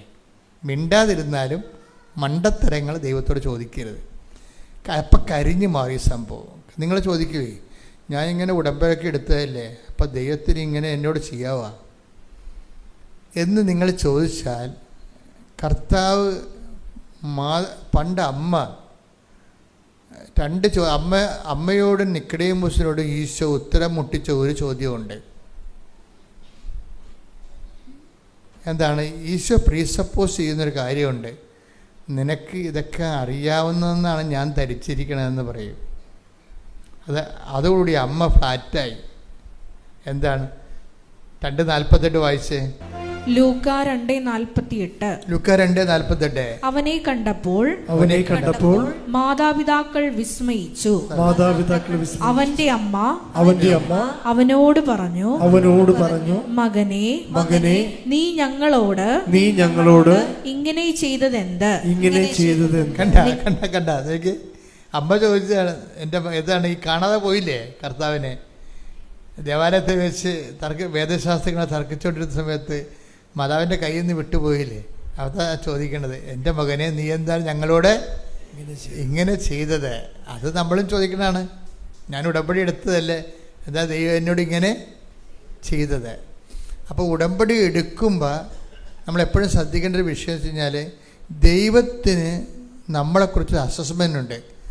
നമ്മളെക്കുറിച്ച് നമുക്ക് അസസ്മെൻ്റ് ഇല്ല, എന്നുവെച്ചാൽ വിലയിരുത്തലില്ല. നമ്മളിപ്പോഴും എന്ന് പറയും ഈളാ പിടിച്ച പിള്ളേരെ പോലെ നടക്കണമെന്നല്ലാതെ, അപ്പോൾ ദൈവം ഇങ്ങനെ വളർത്തി ഈ ഉടമ്പടിയിലേക്ക് വരുമ്പോൾ ഒരു മിനിമം നോളജ് നമ്മളെക്കുറിച്ച് ഉണ്ടാകണം എന്നാണ് ദൈവം പ്രീസപ്പോസ് ചെയ്യണത്. പണ്ട് ഈ നിക്കോദേമോസിന് ഈ അബദ്ധം പറ്റിയായിരുന്നു. അമ്മയ്ക്ക് പറ്റിയ അതേ അബദ്ധം നിക്കോദേമോസിന് വേദശാസ്ത്രിക്ക് പറ്റിയായിരുന്നു. വേദശാസ്ത്രി ചോദിച്ചു, പ്രായമായ എനിക്ക് വീണ്ടും അമ്മയുടെ ഉദരത്തിൽ പ്രവേശിക്കാൻ പറ്റുമോ എന്ന് ചോദിച്ചപ്പോൾ ഈശോ ഇതുപോലൊരു ചോദ്യം ചോദിച്ചു. വായിച്ചേ, യോഹന്നാൻ 3:4. നിക്കോദേമോസ് ചോദിച്ചു, പ്രായമായ മനുഷ്യന് ഇത് എങ്ങനെ സാധിക്കും? അമ്മയുടെ ഉദരത്തിൽ വീണ്ടും പ്രവേശിച്ച് അവന് ജനിക്കുവാൻ കഴിയുമോ? ഈശോ എന്താ ചോദിച്ചത്? ഈശോയുടെ മറുപടി എന്താ? യോഹന്നാൻ 3:10. യേശു പറഞ്ഞു, നീ ഇസ്രായേലിലെ ഗുരുവല്ലേ? അതാണ് സംഭവം. ഈ പ്രീസപ്പോസ് ചെയ്യണം, നിനക്കിത് അറിയേണ്ടതല്ലേ? അമ്മയോട് ഇത് തന്നെയാണ് ചോദിച്ചിരിക്കുന്നത്, നിങ്ങളോട് ഇത് തന്നെ ചോദിക്കണത്, എന്നോട് ഇത് തന്നെ ചോദിക്കണത്. നീ ഇത്രയും നാളെ ക്രിസ്ത്യാനിയായിട്ട് ജീവിച്ച ആളല്ലേ? പാവത്തങ്ങൾ ആദ്യമായിട്ട് വരുന്നവർക്ക് കുഴപ്പമില്ല. പക്ഷേ നമ്മൾ കുറേ നാൾ ധ്യാനമൊക്കെ കൂടി വരുമ്പോൾ ഈ ചോദ്യം വരും. എന്താണ്? നീ എത്രയോ വർഷങ്ങളായി വചനത്തിൽ എൻ്റെ കൂടെ നടക്കുന്നു. അമ്മയോട് ചോദിച്ചത് എന്താ? അമ്മയോട് എന്താ ചോദിച്ചത്? ഇപ്പോൾ ഇവിടെ എന്താ ഈ നിക്കോദേമോസിനോട് ചോദിക്കണത് എന്താണ്? നീ ഇസ്രയേലിലെ ഗുരുവല്ലേ, ഉപദേഷ്ടാവല്ലേ? എന്താ ചോദിച്ചിരിക്കണത്? നീ ഇസ്രായേലിലെ ഗുരുവല്ലേ, എന്നിട്ടും ഇക്കാര്യമൊന്നും മനസ്സിലാകുന്നില്ലേ? അതാണ് പറഞ്ഞത്. നീ ഇങ്ങനെ കുറേ ധ്യാനങ്ങളൊക്കെ കൂടിയില്ലേ, എന്നിട്ടും നിനക്കിത് മനസ്സിലാവണില്ല എന്ന്. അപ്പോൾ ഈ ധ്യാനങ്ങളൊക്കെ കൂടണത് എന്തിനാണ്? രോഗശാന്തി പ്രാർത്ഥിക്കാനും കുടുംബകാര്യം നടക്കാനല്ല, കുറേ കാര്യങ്ങൾ മനസ്സിലാക്കാൻ വേണ്ടിയാണ്. പറഞ്ഞ മനസ്സിലായില്ലേ? നമ്മൾ ധ്യാനങ്ങളൊക്കെ കൂടണത് എന്തിനാണ്? രോഗശാന്തി നേടാനും മകളെ കെട്ടിക്കാനും PR കിട്ടാനും അല്ല, അതിന് മാത്രമല്ല. എന്തിനാണ്? കുറേ കാര്യങ്ങൾ, ആത്മീയ കാര്യങ്ങൾ മനസ്സിലാക്കണം. ഒന്നിട്ട് വായിച്ച ഭാഗം. യേശു പറഞ്ഞു, നീ ഇസ്രായേലിലെ ഗുരുവല്ലേ, എന്നിട്ടും ഇക്കാര്യമൊന്നും മനസ്സിലാകുന്നില്ലേ? അപ്പൊ ഈ മനസ്സിലായാൽ തന്നെ ചോദ്യങ്ങളൊക്കെ അവസാനിപ്പിക്കും. നീ എന്താണ്, ഞാൻ ഉടമ്പടി എടുത്തിട്ടും നീ എന്താണ് ഞങ്ങളോട് ഇങ്ങനെ ചെയ്തതെന്നല്ലേ പല ആൾക്കാരും ചോദിക്കണത്. അത് ചോദിക്കുന്നതിൻ്റെ കാരണം എന്താണ്? ദൈവത്തിൻ്റെ വചനങ്ങൾ അനുഭവങ്ങൾ, അടയാളങ്ങൾ മാത്രം അന്വേഷിക്കുകയും ദൈവത്തിൻ്റെ വചനങ്ങൾ ദൈവം ആഗ്രഹിക്കുന്ന പോലെ മനസ്സിലാക്കാൻ ശ്രമിക്കാത്തതാണ്. ഈ മനസ്സിലാക്കാൻ ശ്രമിക്കാത്തത് നമുക്ക് മാത്രമല്ല, അമ്മയ്ക്ക് ഈ പ്രശ്നം ഉണ്ടായിരുന്നു. അതാണ്, നീ ഞങ്ങളോട് എന്താണ് ഇങ്ങനെ. അതാ 2:48. അത് ഇനി ഈശോ പറഞ്ഞ ഉത്തരവ് എന്താന്ന് ചോദിക്കുക. 2:49. നിങ്ങൾ എന്തിനാണ് എന്നെ അന്വേഷിച്ചത്? ഞാൻ എന്റെ പിതാവിന്റെ കാര്യങ്ങളിൽ വ്യാപൃതനായിരിക്കേണ്ടതാണെന്ന് നിങ്ങൾ അറിയുന്നില്ലേ? അതാണ് പ്രശ്നം. അമ്മ ഇത് അറിയേണ്ടതായിരുന്നു. അറിഞ്ഞിരുന്നെങ്കിൽ അങ്ങനെയുള്ള ചോദ്യം ചോദിക്കത്തില്ലായിരുന്നു. പിതാവിൻ്റെ കാര്യമെന്നും പറഞ്ഞ് ആധ്യാത്മികതയിൽ ഒരു വകുപ്പുണ്ട്. നിങ്ങൾ ദൈവത്തിലേക്ക് വരുമ്പോൾ ആ വകുപ്പിന് സംവരണങ്ങളില്ല, സെക്യൂരിറ്റിയുമില്ല. ഈശോയുടെ കാര്യങ്ങൾക്കാണ് നമുക്ക് സംവരണങ്ങളും നമ്മുടെ പാപങ്ങളൊക്കെ പൊറുക്കുകയും നമുക്ക് കുറേ ദൈവാനുഗ്രഹങ്ങളും അതൊക്കെ തന്ന് നമ്മുടെ സാന്ത്വനവും ക്ഷേമയൊക്കെ തന്നെ ഈശോയുടെ ഡിപ്പാർട്ട്മെൻറ്റിലാണ്. പിതാവിൻ്റെ ഡിപ്പാർട്ട്മെൻറ്റിലാണ് ചെന്ന് അവസാനിക്കണത്. നമ്മൾ അറിയാമല്ല, നമ്മൾ ചെന്ന് അവസാനിക്കണ എവിടെയാണ്? പിതാവിൻ്റെ ഡിപ്പാർട്ട്മെൻറ്റിലാണ് ഈ ജീവിതം അവസാനിക്കണം അവിടെയാണ്. അവിടുത്തെ കാര്യങ്ങൾ നിത്യതയുമായിട്ട് ബന്ധപ്പെട്ടതാണ്. അത് കാരണം അവിടെ നമുക്ക് ഇതില്ല, സബ്സിഡി ഇല്ല, ഗ്രാൻറ്റും ഇല്ല, ഒന്നുമില്ല. മൊത്തം നമ്മൾ തിരിച്ചടക്കണം, ഒരു സുഖവും കിട്ടത്തില്ല. അതാണ് ഫാദേഴ്സ് അഫെയർ എന്ന് പറയുന്ന സംഭവം. അതിൻ്റെ അകത്ത് ഈശോയ്ക്കും രക്ഷപ്പെട്ടില്ല. ഈശോയും ആ പിതാവിൻ്റെ കാര്യം വന്നപ്പോൾ, അവസാനം വന്നപ്പോൾ അവിടെ ഭയങ്കര പേയ്മെൻ്റായി കഴിഞ്ഞപ്പോൾ ഈശോക്ക് അടക്കാൻ പറ്റാത്ത രീതിയിലുള്ള പേയ്മെൻറ്റ് വന്നവിടെ.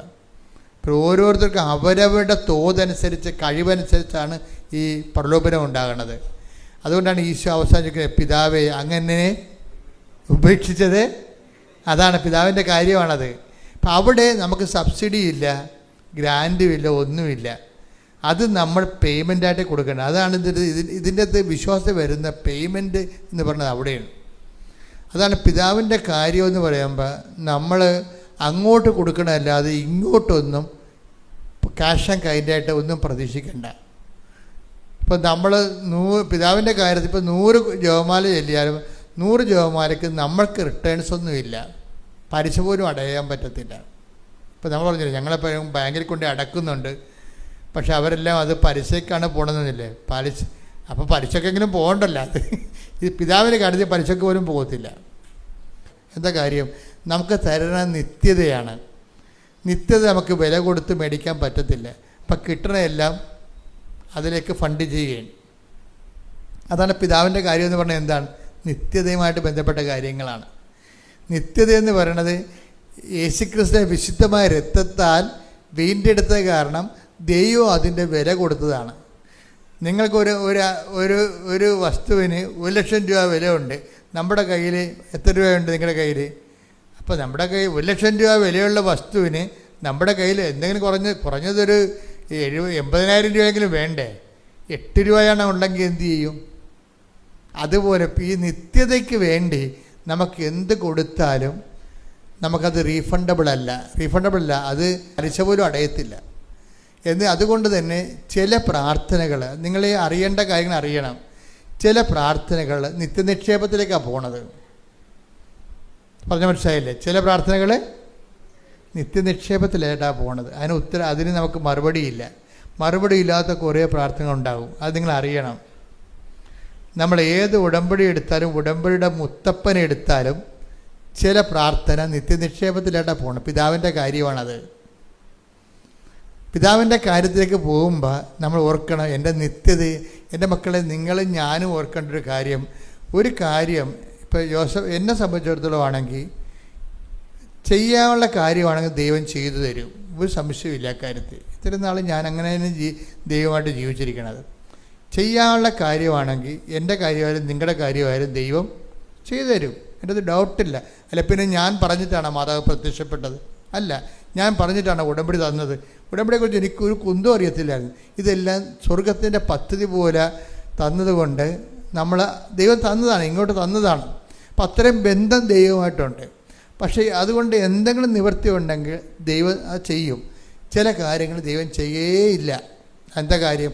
അത് നിത്യനിക്ഷേപത്തിലേക്ക് ആ ക്യാരി ഓവർ ചെയ്തിരിക്കണത്. അപ്പോൾ നമുക്കൊരു സന്തോഷം തോന്നണം. ചില കാര്യം നടക്കാതിരിക്കുമ്പോൾ നമുക്കൊരു സന്തോഷം തോന്നണം. എന്താ കാര്യം? നിത്യജീവന് വേണ്ടി എനിക്ക് രജിസ്റ്റർ ആയിട്ടുണ്ടെന്ന്. അതാണ് വിഷയം. ഭൂമി വെച്ച് തന്നെ നമുക്ക് അറിയാൻ പറ്റും രജിസ്റ്റർ ആയിട്ടുണ്ടോ അതില്ലേ എന്ന്. മനസ്സിലായില്ലേ? ഭൂമി വെച്ച് തന്നെ നമുക്കറിയാൻ പറ്റും നിത്യതയിൽ നമ്മൾ പേര് രജിസ്റ്റർ ആയിട്ടുണ്ടാകുന്നു. എന്താ? രജിസ്റ്റർ ആയിട്ടുണ്ടെങ്കിൽ അതിലേക്കുള്ള ഡിവിഡൻഡ് പോയിക്കൊണ്ടേയിരിക്കും. അപ്പോൾ അത് നമ്മൾ വളരെ നിത്യതയ്ക്ക് വേണ്ടിയാണ് ദൈവദർശനതയിൽ ഒരു മനുഷ്യൻ അഭയം പ്രാപിക്കണമെങ്കിൽ അവന് ആധ്യാത്മികത ഒരു നിത്യാഘോഷമായിരിക്കും. അല്ലാത്തവന് ആവലാതി മരണം വരെ ഇങ്ങനെ അത് തന്നില്ല ഇത് തന്നില്ല എന്ന് പറഞ്ഞ് ഇളയെ ഒഴുക്കി കുഞ്ഞുങ്ങളെപ്പോലെ നിലവിളിച്ചുകൊണ്ട് നടക്കും. എന്നിട്ട് എന്തിനാണ് ഞങ്ങളോട് ഇങ്ങനെ ചെയ്ത്, ഞാൻ പള്ളിയിൽ പോയില്ല, ഇനി ഒരു ദൈവത്തിനെയും വിളിക്കത്തില്ല എന്ന് പറഞ്ഞുകൊണ്ടിരിക്കും. എന്തെങ്കിലും വിഷയമുണ്ട്. ഞാൻ പറഞ്ഞു, നിങ്ങൾ ദൈവത്തെ ഒന്ന് വിളിക്കരുത്.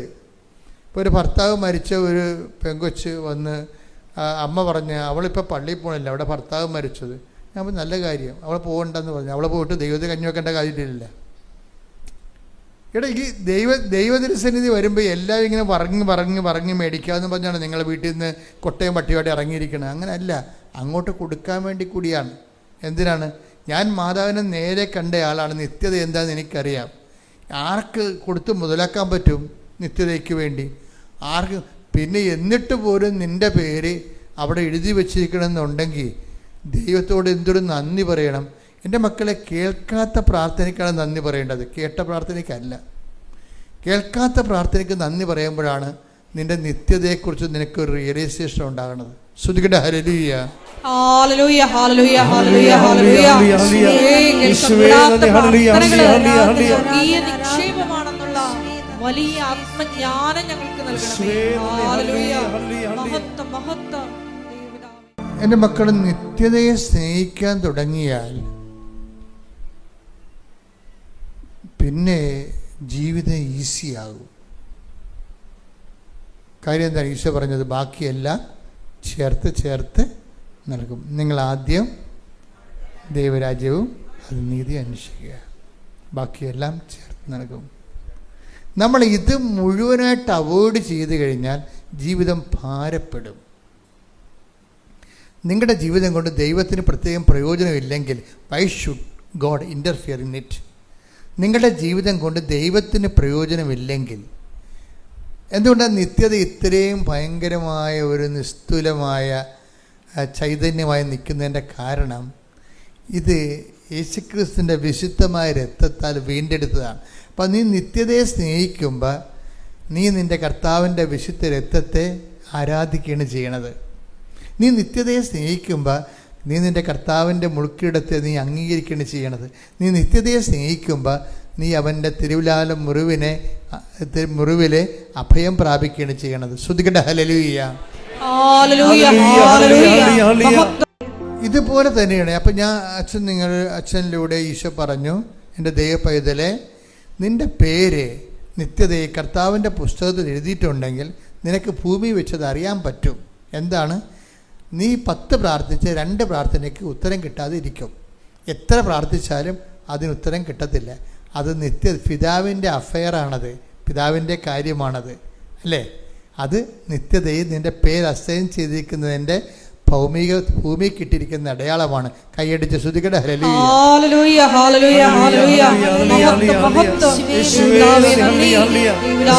ഇതുപോലെ തന്നെ ഒരു വിഷയമാണ്, ദൈവം മഹത്വപ്പെട്ടെങ്കിൽ നമ്മൾക്ക് ഭൂമിയിൽ വെച്ച് അറിയാൻ പറ്റും.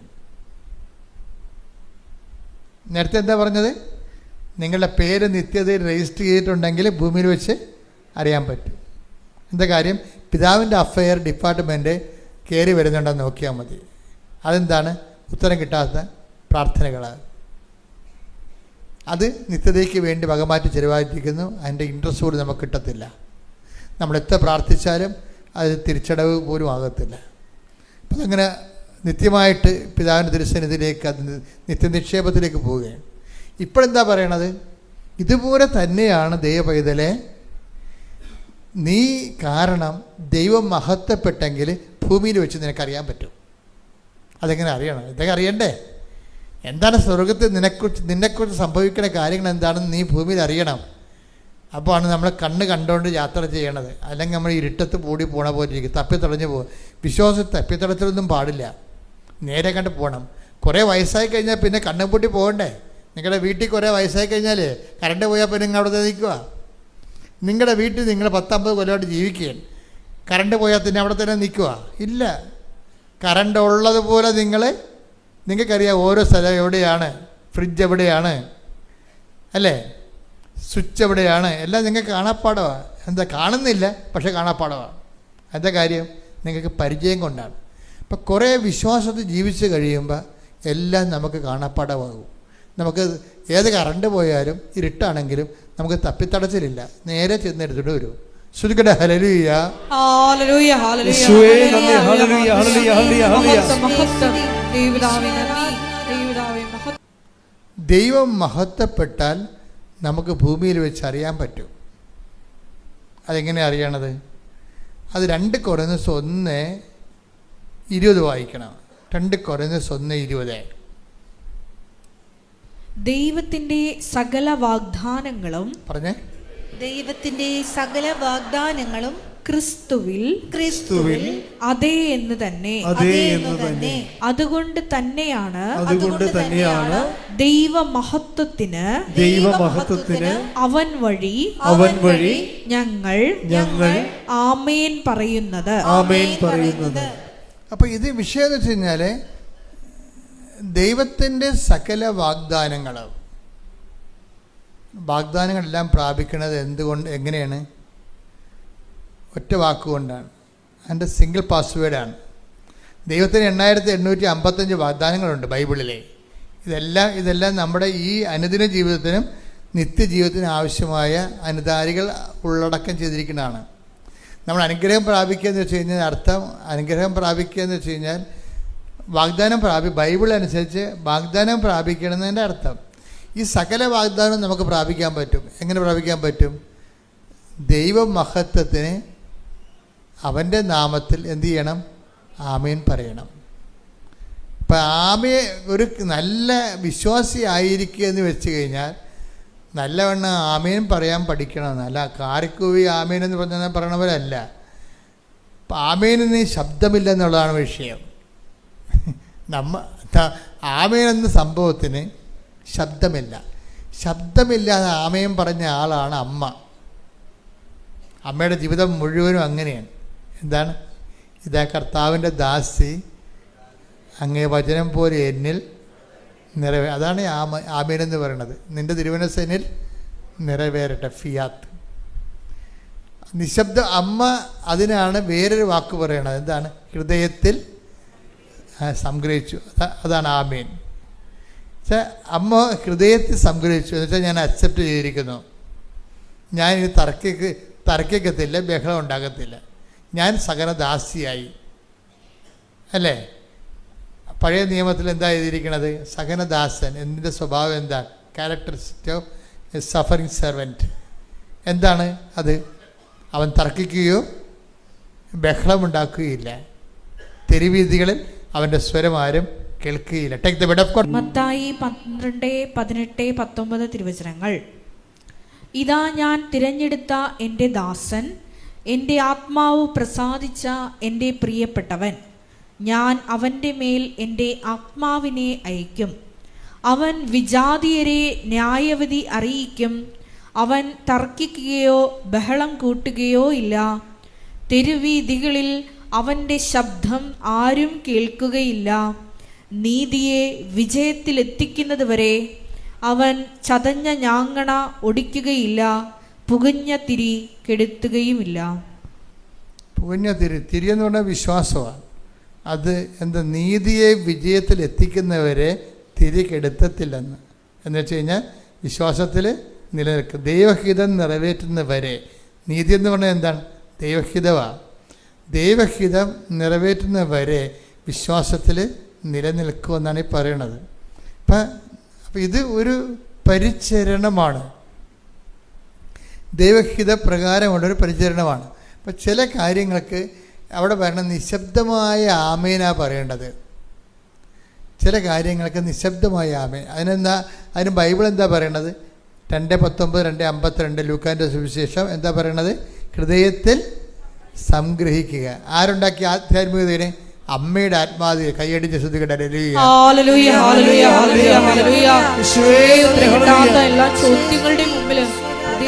അതാ ഒന്നും പറയണില്ല. പറയണതെല്ലാം കർത്താവാണ് പറയണത്. അല്ലേ? അതാണ് നിശബ്ദമായ ആമേൻ. അവിടെ എന്താണ് ദൈവം എന്നോട് ഇങ്ങനെ ചെയ്തതെന്ന് ഈശോ ചോദിക്കുക. എന്തുകൊണ്ട് നീ എന്നെ ഉപേക്ഷിച്ചെന്ന് ഈശോ ചോദിക്കും. അപ്പോഴും അമ്മ നിശബ്ദമായി നിൽക്കും. അതാണ് നിശബ്ദമായ ആമേൻ എന്ന് പറയുന്നത്. നിശബ്ദമായ ആമേൻ. തർക്കിക്കത്തില്ല, ബഹളം ഉണ്ടാക്കത്തില്ല. എന്താണ്? സഹനദാസിയുടെ പ്രാർത്ഥനയാണത്, നിശബ്ദമായ ആമേൻ. ചില കാര്യങ്ങൾ ദൈവം ആവശ്യപ്പെടുമ്പോൾ നിങ്ങൾ തർക്കിക്കരുത്, ബഹളം ഉണ്ടാക്കരുത്. എല്ലാവരും ഉടമ്പടി എടുക്കാത്തവർ കാനഡയിൽ പോയില്ല, 5ാമത്തെ ഉടമ്പടി പുതുക്കിയിട്ട് ഞാൻ കാനഡയിൽ പോയില്ലല്ല ഇല്ലേ, അവർക്കെല്ലാം വീടായില്ല നാട്ടിൽ. ഇതിങ്ങനെ തർക്കിച്ച് കഴിഞ്ഞാൽ നിങ്ങൾ അവിടെ വെച്ച് ഉടമ്പടി അവസാനിപ്പിക്കണം. കാര്യം അത് ഉടമ്പടി നിങ്ങളറിയാതെ തന്നെ ഉടഞ്ഞു പോയി കാണും നേരത്തെ എപ്പോഴെങ്കിലും. അപ്പം ദൈവം നിങ്ങളെ സഹനദാസിയെ കൊണ്ടുപോയിട്ട് നിശബ്ദമായ ആമേൻ പറഞ്ഞുകൊണ്ട് നിന്നെ ആധ്യാത്മികം ഉയർത്തിക്കൊണ്ട് വരുമ്പോൾ നിങ്ങളെ ഇത് ഈ കഥയൊന്നും അറിയാൻ പാടില്ലാതെ നക്കാപ്പിച്ച കാര്യത്തിന് വേണ്ടി ദൈവമായിട്ട് തർക്കിക്കാൻ പോകും. That is known sense. ഒരു വിശ്വാസം ദൈവത്തിന് ഇഷ്ടമുള്ള ദൈവം ചെയ്യട്ടെ. ഒരു വിശ്വാസം ഇല്ലാത്തവനൊക്കെ ചിലപ്പോൾ റാങ്ക് കിട്ടിയ അതുപോലെ തന്നെ നീ വെച്ച പരീക്ഷയ്ക്ക് ജയിച്ച് അവൻ ജോലി കയറും. അപ്പോൾ എന്നിട്ട് നീ പറയും, ഓ അത് പിൻവാതിലൂടെ നിയമനമാണെന്ന് പറയാം. അങ്ങനെ എന്തിനാ പറയണത്? നീ കണ്ടായിരുന്ന പിൻവാതിലൂടെ നിയമിച്ച്. അപ്പോൾ നിൻ്റെ കഴിവുകേടുകൾ മറച്ചു വെക്കാൻ വേണ്ടി മറ്റുള്ളവരെ ആക്ഷേപിക്കേണ്ട അങ്ങനെ ഈ ഇരുട്ട് കൊണ്ടൊന്നും കൂട്ടടക്കാൻ പറ്റത്തില്ല. വിശ്വാസി അങ്ങനെ ചെയ്യത്തില്ല. നമ്മൾ അറിയാത്ത കാര്യങ്ങൾ നിങ്ങൾ പറയരുത്, അറിയാത്ത കാര്യങ്ങൾ പറയരുത്. നിന്നെ സംബന്ധിച്ചത് ഇതാണ് ദൈവഹിതം. അപ്പം നീ എന്ത് ചെയ്യും? നീ ഈ കിട്ടിയിരിക്കുന്ന അന്നു വേണ്ട ആഹാരം അതങ്ങനെ കഴിച്ചേക്കണം. ഒരു സ്ഥലത്ത് ചെല്ലുമ്പോൾ ഈശോ എന്താ പറയണത്? ലൂക്കാ 10:8 ഏതെങ്കിലും നഗരത്തിൽ നിങ്ങൾ പ്രവേശിക്കുകയും അവർ നിങ്ങളെ സ്വീകരിക്കുകയും ചെയ്യുമ്പോൾ നിങ്ങൾക്ക് വിളമ്പുന്നത് ഭക്ഷിക്കുവിൻ. അപ്പോൾ ഒരു സാഹചര്യത്തിൽ നമുക്ക് കിട്ടുന്ന അനുഭവം എന്താണെന്ന് വെച്ച് കഴിഞ്ഞാൽ, ഇപ്പോൾ ഒരു അല്പം താമസിക്കും, ഇപ്പോൾ ജോലി കിട്ടാൻ താമസിക്കും, വിവാഹം ഒത്തുവരാൻ താമസിക്കും, മക്കളുണ്ടാകാൻ താമസിക്കും. അപ്പോൾ അതാണ് നമുക്ക് വിളമ്പി കിട്ടിയത്. അതിൻ്റെ പേരിൽ അവൻ പോയില്ല അമേരിക്ക, ഇവള് പോയില്ല കാനഡയിലെന്ന് പറഞ്ഞുകൊണ്ട് ദൈവത്തിൻ്റെ കടുത്തേക്കാതെ നിൽക്കരുത്. അങ്ങനെ വന്ന ഉടമ്പടി തീർന്ന്, അവിടെ വെച്ച് ഉടമ്പടി തീർന്ന്. പിന്നെ നിങ്ങൾ ഉടമ്പടിയിലല്ല. എന്താ കാരണം വെച്ച് കഴിഞ്ഞാൽ നിങ്ങൾ തർക്കിച്ചു, നിങ്ങൾ ബഹളമുണ്ടാക്കി, വഴി കിടന്ന് തെറി പറഞ്ഞ്, അതായത് തെറി വീതികൾ അവൻ്റെ സ്വരം കേട്ടില്ലെന്നില്ലേ, കണ്ട വഴിയെ പോകണ വായി നോക്കിയവരോടെല്ലാം നിങ്ങൾ ദൈവത്തിൻ്റെ ഞാനിപ്പോൾ അതൊക്കെ നിർത്തിയതൊക്കെ പറയും. ഇങ്ങനെ പറയും, ചിലർ പറയും ഞാനിപ്പോൾ ഉടമ്പടിയൊക്കെ നിർത്തിയെന്ന് പറയും. വഴി കൂടി പോണ വായി നോക്കിയവരോട് നിങ്ങൾ ദൈവത്തിന് എന്താ ഒറ്റിക്കൊടുക്കണത്? അപ്പം നിങ്ങളതിനകത്ത് മൗനമായി നിൽക്കണം. അതിൻ്റെ അകത്ത് വരുന്നത് അമ്മ അങ്ങനെ നിന്നൊരാളാണ്. ചിലപ്പോൾ നിങ്ങൾ ടെസ്റ്റിംഗ് പീരീഡിലായിരിക്കും. നിങ്ങൾക്കറിയാവില്ല, ദൈവം എല്ലാവരും ടെസ്റ്റ് ചെയ്യത്തില്ല.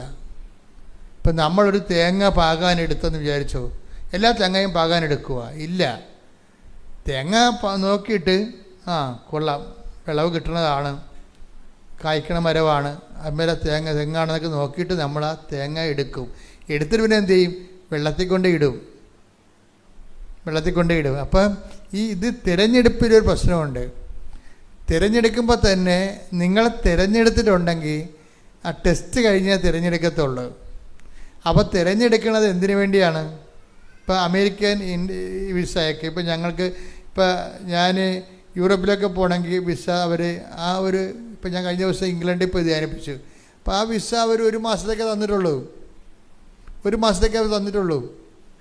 അമേരിക്കയിൽ പോയി ധ്യാനിപ്പിക്കാൻ വേണ്ടി കൽക്കട്ടയിൽ ഇൻ്റർവ്യൂവിന് പോയി. അപ്പോൾ അവർ 10 കൊല്ലത്തേക്ക് അമേരിക്കയിൽ പോകാനുള്ള വിസ തന്ന്, ഒറ്റ ഇൻ്റർവ്യൂവിന് 10 കൊല്ലം തന്ന്. അത് ആ രാജ്യത്തിൻ്റെ നിയമങ്ങൾ പോലെയാണ്. ഈ ദൈവമായിട്ടുള്ള ഏർപ്പാടെന്ന് പറയണത് നിങ്ങളുടെ ഈ മിനിമം കാര്യമായിരിക്കും അതിൽ എടുക്കണത്, മാക്സിമം എടുക്കും. നിത്യത വരെയുള്ള കവറേജ് ഉള്ളത് കാരണം ഈ ടെസ്റ്റ് അതിൻ്റെ അകത്ത് ഉണ്ടാകും. നിത്യത കവറേജ് ഇല്ലാത്ത ആൾക്കാർക്ക് ടെസ്റ്റില്ല. നിത്യത കവറേജ് ഇല്ലെങ്കിൽ ടെസ്റ്റില്ല. എന്താണ് അവർക്ക്? അത് എന്തുമാത്രം ഈ ലോകത്തുള്ള എന്തുമാത്രം ആൾക്കാർ ദൈവത്തെ വിശ്വസിക്കാത്തവരും ഇല്ലേ? അവരുടെ ഭൗതിക കാര്യങ്ങളൊക്കെ ഭയങ്കരമായിട്ട് നടക്കണുണ്ടല്ലോ. പക്ഷേ ജോസഫച്ചൻ ചോദിച്ചാൽ ചിലപ്പോൾ തരികയില്ല. എന്താ കാര്യം? നിത്യതയ്ക്ക് അസൈൻ ചെയ്തിരിക്കുന്നതാണ്. അതുകൊണ്ട് ടെസ്റ്റ് ഉണ്ട്. അപ്പം ദൈവമായിട്ട് ഇത് കാര്യങ്ങൾ അറിഞ്ഞില്ലെങ്കിൽ നമ്മൾ തർക്കിക്കുന്ന ആൾക്കാരെ ഗേറ്റിങ്ങെ വെച്ച് തന്നെ ദൈവം ഒഴിവാക്കും. തർക്കിക്കുന്ന ആൾക്കാർ അവിടെ അകത്തോടെ കയറണ്ട. നിങ്ങൾ തർക്കിക്കുന്ന പാർട്ടിയാണ്. നിങ്ങൾക്ക് വേറെ എന്തോ ഉദ്ദേശമാണ് ദൈവത്തിൽ വന്നിരിക്കുന്നത്, ദൈവമല്ല നിങ്ങളുടെ ഉദ്ദേശമെന്ന് തോന്നിയാൽ ഗേറ്റിങ്ങെ വെച്ച് തന്നെ ആ സാധനം ഒഴിവാക്കും. ദൈവത്തിലേക്ക് വരുന്നയാൾ തർക്കിക്കത്തില്ല, ബഹളം ഉണ്ടാക്കത്തില്ല, കർത്താവിൻ്റെ ഇഷ്ടം പോലെ നിറവേറ്റുമെന്ന് വിചാരിച്ചുകൊണ്ട് സബ്മിസീവ് ആകും. അതാണ് അമ്മ നിശബ്ദമായ ആമയും പറയണത്. ഇപ്പോൾ നിങ്ങൾ ചിലർ ഇന്നലെ ഒരു ആളെ കൊണ്ടുവന്ന് 41 വർഷമായി, കല്യാണമില്ല. അപ്പോൾ ഞാൻ ചോദിച്ചാൽ ആദ്യത്തെ കല്യാണമാണോ എന്ന് ചോദിച്ചപ്പോൾ അതേന്ന് പറഞ്ഞു. അത്രേ ഉള്ളൂ. അപ്പോൾ എല്ലാവരും കെട്ടിപ്പോയില്ല, ഞാൻ മാത്രം. ഞാൻ എൻ്റെ പെങ്ങളെ കെട്ടിക്കാതെ നിന്ന്, പെങ്ങന്മാർ 3-4 പേരുണ്ട്, അവരെല്ലാം കെട്ടിക്കാതെ നിന്നപ്പോൾ ഈ മനുഷ്യന് പെണ്ണ് കിട്ടിയില്ല. എന്നൊക്കെ ഒന്ന് ചിന്തിച്ച് നോക്കിയേ. പക്ഷെ അവന് തർക്കമുണ്ടാ? അവന് ദൈവത്തെ അറിയാവുന്ന കാരണം തർക്കമില്ല. 3-4 പെമ്മന്മാരെ കെട്ടിച്ച് കഴിഞ്ഞപ്പോൾ അവന് പെണ്ണ് കിട്ടാനുള്ളത് പോയി. അവനിപ്പോൾ 41 വയസ്സായി. അവന് തർക്കമുണ്ടാ? തർക്കമില്ല. കർത്താവിന് ഇഷ്ടമുണ്ട് തരട്ടെ, അല്ലെങ്കിൽ ഞാനിങ്ങനെ കർത്താവിൻ്റെ ഇഷ്ടം പോലെ നിൽക്കും. Blessed be the name of the Lord. ഇതെന്ന് പറയുന്നത് ഈ സഹനദാസൻ എന്ന് പറയുന്ന ഒരു പ്രൊഫഷനകത്തുണ്ട്. ഇതിൻ്റെ മക്കളെ ആധ്യാത്മിക വരുമ്പോൾ ഇതിൻ്റെ ഏറ്റവും വലിയ പുണ്യം ദൈവം തന്നെയാണെന്ന് വിചാരിക്കണം. ദൈവം തന്നെയാണെന്ന്. അപ്പോൾ നിങ്ങൾക്ക് തോന്നുന്നു, അപ്പോൾ അച്ഛനിങ്ങനെ പറയണതനുസരിച്ചാണെങ്കിൽ ഞങ്ങളുടെ കാര്യമൊന്നും നടക്കത്തില്ലേ? പക്ഷേ ഞാൻ ചോദിക്കട്ടെ നിങ്ങളോട്, ഈ ലോകത്ത്, ഈ ഭൂമിയിൽ 43,000 കാര്യങ്ങൾ എ ഗ്രേഡിലെ സാക്ഷ്യം കിടക്കുന്നത് കൃപാസനത്തിൽ മാത്രമാണ്. ആ കൃപാസനത്തിൽ നിന്നാണ് ഇങ്ങനെ സംസാരിക്കുന്നത് ഓർക്കണം. ലോകത്ത് ഒരു ധ്യാന കേന്ദ്രത്തിൽ 43,000 സാക്ഷ്യം കിടപ്പില്ല യൂട്യൂബിൽ. അപ്പം അങ്ങനെ വരുമ്പോൾ അപ്പം നിങ്ങൾ ശ്രദ്ധിക്കേണ്ട കാര്യം വെച്ചാൽ ഇതെല്ലാത്തിനും സമാധാനം ഉണ്ടാകും.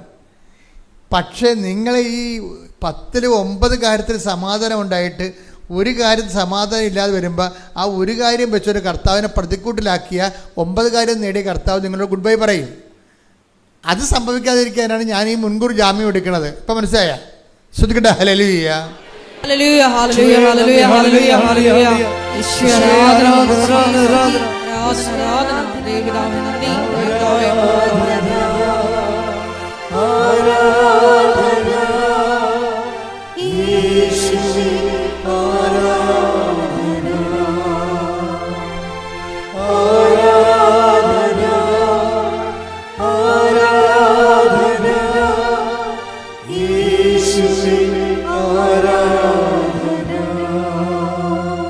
എല്ലാവരും എഴുന്നേൽക്കുക.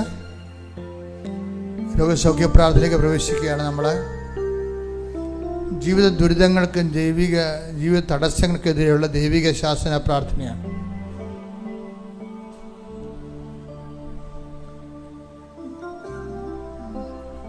അച്ഛനോട് ചേർന്ന് പ്രാർത്ഥിക്കുക. കർത്താവായ ദൈവമേ, അങ്ങയുടെ വിശുദ്ധ പൗരോഹിത്യത്തെ മഹത്വപ്പെടുത്തണമേ.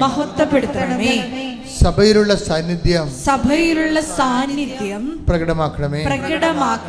അമ്മേ പരിശുദ്ധമ്മേ, ദേവമാതാവേ, കൃപാസന അൾത്താരയില് പ്രത്യക്ഷപ്പെട്ടുകൊണ്ട് ദുരന്തം ഉണ്ടാകാൻ പോകുന്നു പ്രാർത്ഥിക്കുമെന്ന് അരുളി ചെയ്ത അമ്മയുടെ പ്രത്യക്ഷീകരണത്തിന്റെ സ്ഥിരീകരണത്തിനായി ജീവിത ദുരിതങ്ങൾക്ക് വേണ്ടി രോഗസൗഖ്യങ്ങൾക്ക് വേണ്ടി പ്രാർത്ഥിക്കുന്ന ഈ നിമിഷം അങ്ങയുടെ വലതുകരത്താൽ ഈശോ അങ്ങയുടെ ആണിപ്പെടുതാർന്ന വലതുകരത്താൽ ഞങ്ങളെ ആശീർവദിക്കണമേ. തീർത്ഥാടനത്തിലെ പ്രാർത്ഥിക്കുന്നവരും ഓൺലൈനിലെ പ്രാർത്ഥിക്കുന്നവരും ഈ നിമിഷം കർത്താവിന്റെ ചൈതന്യത്തിലെ നിറയട്ടെ. ശ്രുതികട ഹല്ലേലൂയ,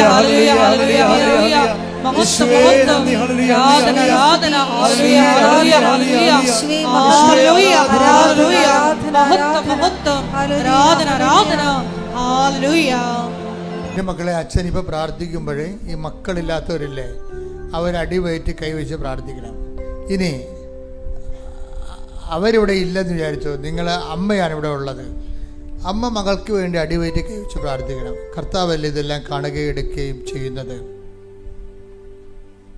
അവർ നെഞ്ചുവേദനയുള്ളവരും സ്ട്രോക്ക് വന്നവരും ശിരസിൽ നെറ്റിയിൽ കൈവച്ചുകൊണ്ട് പ്രാർത്ഥിക്കണം. നെഞ്ചുവേദന വന്നവർ ഹൃദയത്തിൽ കൈവച്ചുകൊണ്ട് പ്രാർത്ഥിക്കണം.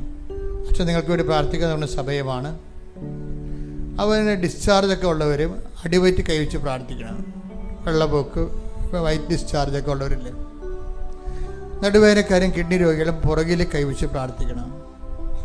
ടോൺസിൽ രോഗികൾ, തൊണ്ട രോഗികൾ, സ്പോണ്ടിലോസിസ് അസുഖങ്ങളുള്ളവർ തൊണ്ടയിൽ കൈവച്ച് പ്രാർത്ഥിക്കണം. എവിടെയാണ് രോഗം അവിടെ കൈവച്ച് മാറി മാറി പ്രാർത്ഥിക്കാൻ കുഴപ്പമില്ല. എവിടെയാണ് രോഗം അവിടെ എവിടെ കൈവച്ച് മാറി മാറി പ്രാർത്ഥിക്കാൻ കുഴപ്പമില്ല. കർത്താവേ, അങ്ങയുടെ മക്കൾക്ക് വേണ്ടി അങ്ങയുടെ അഭിഷേകത്തിന് പ്രാർത്ഥിക്കാൻ തുടങ്ങുന്നു. കർത്താവേ, 39 വർഷം നിന്റെ ബലിയർപ്പിക്കുവാൻ നീ എന്നെ യോഗ്യനാക്കി. ഞാൻ നിനക്ക് നന്ദി പറയുന്നു. ഞങ്ങളുടെ പ്രാർത്ഥനകൾ കേട്ടിട്ടുകൊണ്ട് നിന്റെ ഔദാര്യ അനുഗ്രഹത്തിൻ്റെ ഭാഗമായി ലോകത്തോട് സംസാരിക്കാൻ നീ അൾത്താരയിൽ പ്രത്യക്ഷപ്പെട്ടു. ആ പ്രത്യക്ഷീകരണത്തിൻ്റെ യോഗ്യതയാൽ അങ്ങയുടെ മക്കൾക്ക് വേണ്ടി പ്രാർത്ഥിക്കുകയാണ്. ഈശോയെ, ഒരു തലവേദന ഉള്ളവർ പോലും സുഖപ്പെടാതെ ഇവിടുന്ന് പോകരുത്. കർത്താവേ, നിന്റെ തിരുമുറിവാർന്ന വലതുകരം ഈ മക്കളുടെ ശിരസിൽ വെക്കണം.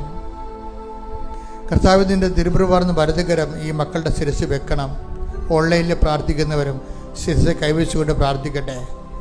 എവിടെയാണ് നിങ്ങളുടെ രോഗങ്ങൾ അവിടെയെല്ലാം കൈകൾ വെക്കാൻ അടിപ്പിടർ പോലെ, വൈദ്യുത ആഘാതം പോലെ ദൈവികമായ ശക്തി അമ്മയുടെ മാധ്യസ്ഥത്തിൽ എല്ലാ രക്തസാക്ഷികളെ, വേദസാക്ഷികളെ, വിശുദ്ധന്മാരെയും സാക്ഷി നിർത്തിക്കൊണ്ട് അടിപ്പിട പോലെ ദൈവികമായ ശക്തി നിങ്ങൾക്ക് ഇറങ്ങി വസിക്കുന്ന സമയമാണ്. സ്വർഗം തുറക്കുന്ന സമയമാണ്. എല്ലാ മാലാഖമാരും നിങ്ങൾക്ക് വേണ്ടി പ്രാർത്ഥിക്കുന്ന സമയമാണ്. എൻ്റെ കർത്താവേ, എൻ്റെ ദൈവമേ, എൻ്റെ കർത്താവേ, എൻ്റെ ദൈവമേ, കർത്താവേ, നിന്റെ തിരുമുറിവാർന്ന വലത് കരം അങ്ങയുടെ മക്കളുടെ ശിരസിൽ വെക്കണമേ. എൻ്റെ കർത്താവേ, എൻ്റെ ദൈവമേ, അടിപ്പിട പോലെ ദൈവിക ശക്തി നിങ്ങളെ കൊടുക്കട്ടെ.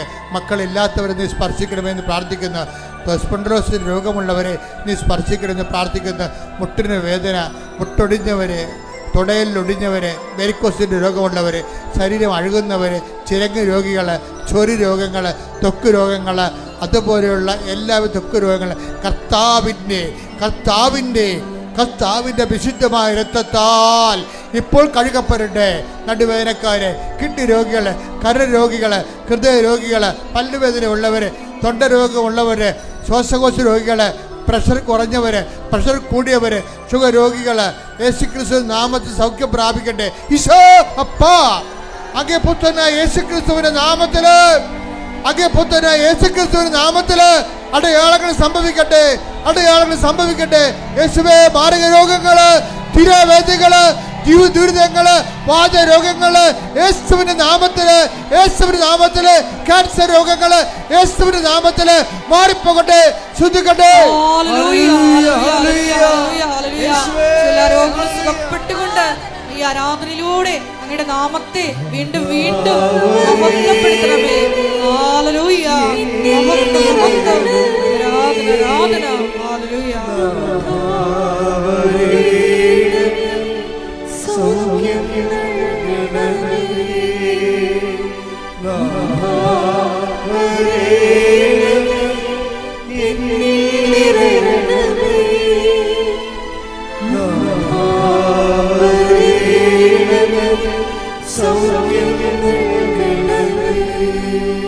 പരിശുദ്ധ പരമ ദിവ്യകാരുണ്യത്തിന് ആരാധനയും സ്തുതിയും പുകഴ്ചയും ഉണ്ടായിരിക്കട്ടെ. പരിശുദ്ധ പരമ ദിവ്യകാരുണ്യത്തിന് ആരാധനയും സ്തുതിയും പുകഴ്ചയും ഉണ്ടായിരിക്കട്ടെ. ദൈവവേദനെ, ഇപ്പം നമ്മൾ പ്രാർത്ഥിക്കാൻ പോകുന്നത് വീട് ഇല്ലാത്തവര്, ജോലി ഇല്ലാത്തവര്, ഒരു സ്ഥാപനത്തിൽ ജോലി നഷ്ടപ്പെട്ടിട്ട് ജോലിയില്ലാതെ നിന്ന് വേറെ സ്ഥാനാന്തരത്തിന് വേണ്ടി ജോലിക്ക് ശ്രമിക്കുന്നവര്, വിസ കാലാവധി കഴിഞ്ഞവര്, അത് പുതുക്കി കിട്ടാൻ വേണ്ടി കണ്ണീരോടെ പ്രാർത്ഥിക്കുന്നവര്, അവരുടെ കൂടെ കൃപാസനവും അച്ഛനും ചേർന്ന് പ്രാർത്ഥിക്കുകയാണ്. പരിശുദ്ധ അമ്മ അവർക്ക് വേണ്ടി മാധ്യസ്ഥം വഹിക്കുന്ന സമയമാണെന്ന് ഓർത്തിട്ട് അവർ ആരെങ്കിലും ഈ ലോകത്തെ ഏതെങ്കിലും ഭാഗങ്ങളിൽ ഇപ്പോൾ ധ്യാനം കൂടുന്നുണ്ടെങ്കിൽ ഈ സമയത്ത് അവർ മുട്ടിൽ നിന്ന് പ്രാർത്ഥിക്കേണ്ടതാണ്. സ്ഥലം വിറ്റുമാറാൻ ആഗ്രഹിക്കുന്നവരെ, തൊഴിലുരുപ്പടികൾ വിറ്റുമാറാനോ അതിനെ അഭിവൃദ്ധിക്ക് വേണ്ടിയോ പ്രാർത്ഥിക്കുന്നവരെ,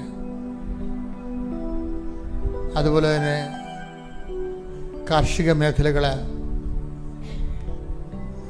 കടങ്ങളും വിഷമത്തിൽ അനുഭവിക്കുന്നവരെ, കാർഷിക വരുമാനങ്ങളിലെ തകർച്ച സംഭവിക്കുന്നവരെ, മത്സ്യത്തൊഴിലാളികളെ, ആ തൊഴിൽ കൊണ്ട് ഉപജീവനം കഴിക്കുന്നവരെ, ആ മേഖല അനുഭവിക്കുന്ന ദുരിതങ്ങൾ ഇപ്പോൾ സമർപ്പിക്കേണ്ടതാണ്. ഒരു പ്രൊമോഷന് വേണ്ടി വർഷങ്ങളായിട്ട് ശ്രമിക്കുന്നു, ട്രാൻസ്ഫറിന് വേണ്ടി വർഷങ്ങളായിട്ട് ശ്രമിക്കുന്നു. ട്രാൻസ്ഫർ കിട്ടാത്ത കാരണം ശമ്പളം കിട്ടുന്നത് കൊണ്ട് ഒന്നും തികയാതിരിക്കുകയും കുടുംബജീവിതം പോലും ഇല്ലാതിരിക്കുകയും ചെയ്ത് വിഷമിക്കുന്നവരുണ്ട്. കുഞ്ഞുങ്ങളുടെ കൂടെ വിദേശത്ത് താമസിക്കുന്നു, പക്ഷേ കുഞ്ഞുങ്ങളുടെ കൂടെ താമസിക്കാൻ പറ്റണില്ല. വർഷങ്ങളായിട്ട് കുടുംബം നഷ്ടപ്പെട്ട് ജീവിക്കുന്ന ഒത്തിരി പേരുടെ കണ്ണുനീര് ഇപ്പോൾ പ്രാർത്ഥനയാക്കി കൃപാസനത്തിലെ മാതാവിൻ്റെ ദിവസം വെക്കുകയാണ്. തീർച്ചയായിട്ടും 43 ദിവസം അച്ഛൻ ഡേറ്റ് ഇട്ടിട്ടുണ്ട്. ആ ദിവസത്തിനുള്ളിൽ കർത്താവ് നിൻ്റെ മേൽ കാരുണ്യം ഉണ്ടാകുകയും കർത്താവ് നിൻ്റെ ഫയൽ ഏറ്റെടുക്കുകയും കർത്താവ് നിന്നെ സന്ധിക്കുകയും ചെയ്യും. ശ്രുതികട്ടെ ഹല്ലേലൂയ. കർത്താവിന്റെ ഉന്നതമായ സഭയുടെ അധികാരത്തിൽ കുരിശിൻ്റെ അടയാളത്തിൽ നിന്റെ ജീവിത ദുരിതങ്ങളെ, ജീവിത തടസ്സങ്ങളെ യേശുക്രിസ്തു നാമത്തിൽ മാറിപ്പോകട്ടെ. ശ്രുതികട്ടെ ഹല്ലേലൂയ. മഹത്വം മഹത്വം ആരാധന. Hallelujah hallelujah hallelujah.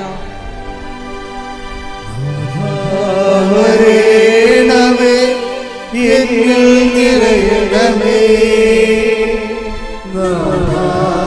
വരേണമേ സൗഖ്യം നൽകണമേ. ദൈവത്തിലെ ഇപ്പോൾ പ്രാർത്ഥിക്കുന്നത് IELTS, OET, PSC, അതുപോലെ തന്നെ ഓരോരോ നൈപുണ്യ പരീക്ഷകൾ, മത്സര പരീക്ഷകൾ എഴുതിക്കഴിഞ്ഞവർ, ഇൻകം ടാക്സിൻ്റെ പരീക്ഷകൾ, ബാങ്ക് ടെസ്റ്റുകൾ എഴുതിക്കഴിഞ്ഞവർ, എഴുതാൻ പോകുന്നവർ, അതിനുവേണ്ടി പരിശ്രമിക്കുന്നവർ, അതിൻ്റെ റിസൾട്ട് പ്രതീക്ഷിക്കുന്നവർ, അവർക്ക് ഉന്നതമായ വിദ്യാഭ്യാസമോ അതിന് യോഗ്യത ലഭിക്കാൻ വേണ്ടി പ്രാർത്ഥിക്കുന്നവർ, ഇതെല്ലാം ഉടമ്പടിയുടെ വിഷയങ്ങളാണ്. അതെല്ലാം മേലും ദൈവത്തിൻ്റെ ചൈതന്യം ഉണ്ടാകും. അമ്മ മാതാവ് പ്രത്യക്ഷപ്പെട്ട പുണ്യഭൂമിയിൽ നിന്നുകൊണ്ടാണ് കർത്താവിനെ എഴുന്നള്ളിച്ച് വെച്ച് ആരാധനയുടെ സാന്നിധ്യത്തിൽ നമ്മൾ പ്രാർത്ഥിക്കുന്നത്. ഈ വിഷയത്തെ നിന്നെ വേദനിപ്പിക്കും മക്കളില്ലാത്തവർ, ഉള്ള മക്കൾക്ക് ഓട്ടിസവും അതുപോലെ തന്നെ ഹൈപ്പർ ആക്ടിവിറ്റിയൊക്കെ ഉണ്ട്, മാതാപിതാക്കന്മാർ നരകതുല്യമായ വേദന അനുഭവിക്കുന്നവർ പരിശുദ്ധ അമ്മയുടെ മധ്യസ്ഥത്തിൽ ഈശോയ്ക്ക് ഏൽപ്പിക്കണം. കുഞ്ഞുങ്ങളെ ശ്രുതികട്ടെ ഹല്ലേലൂയ. Hallelujah hallelujah. മഹത്വം മഹത്വം ആരാധന ആരാധന. Hallelujah hallelujah hallelujah hallelujah hallelujah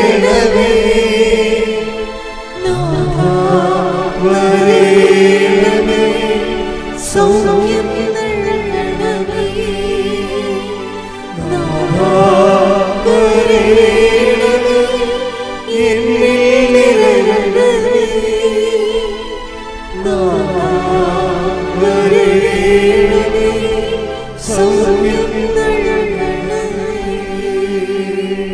കടകമ്പോളങ്ങൾ നടത്തുന്നവർ, ഒറ്റയും പാട്ടത്തിലും താമസിക്കുന്നവർ, വാടകക്കാലം കഴിഞ്ഞിട്ട് ഇറങ്ങിപ്പോകാൻ പറയുന്നവർ, അതിൻ്റെ വേദന അനുഭവിക്കുന്നവർ,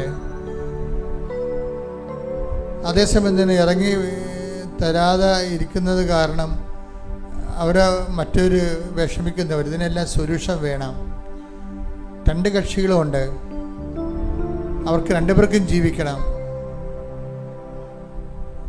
അതെല്ലാം ദൈവതിരുസന്നിധിയിൽ സമർപ്പിക്കുന്ന വിഷയങ്ങളാണ്.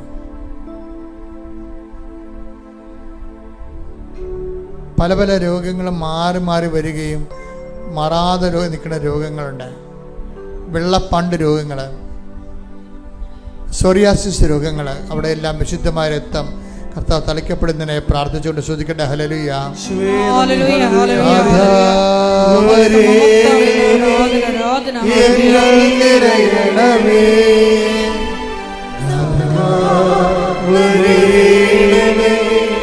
സൗഖ്യം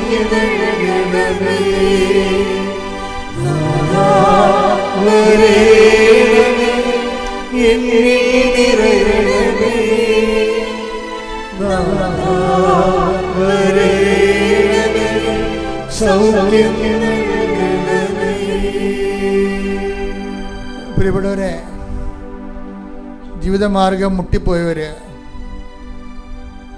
കമ്പനിയിൽ നിന്ന് ടെർമിനേറ്റായി പോയവർ, തിരിച്ചു കയറാൻ പറ്റാതിരിക്കുന്നവർ, വിസ ഉണ്ട് പക്ഷേ ജോലിയില്ല, കോൾ ഫോർ ചെയ്യുന്നില്ല, അങ്ങ് ധർമ്മസങ്കടത്തിയിരിക്കുന്നവരുണ്ട്, ഭാര്യ ഭർത്താക്കന്മാർ തമ്മിൽ അകന്ന് ജീവിക്കുന്നവർ, അവർക്ക് ഒരുമിച്ച് ജീവിക്കാൻ ആഗ്രഹമുണ്ട്.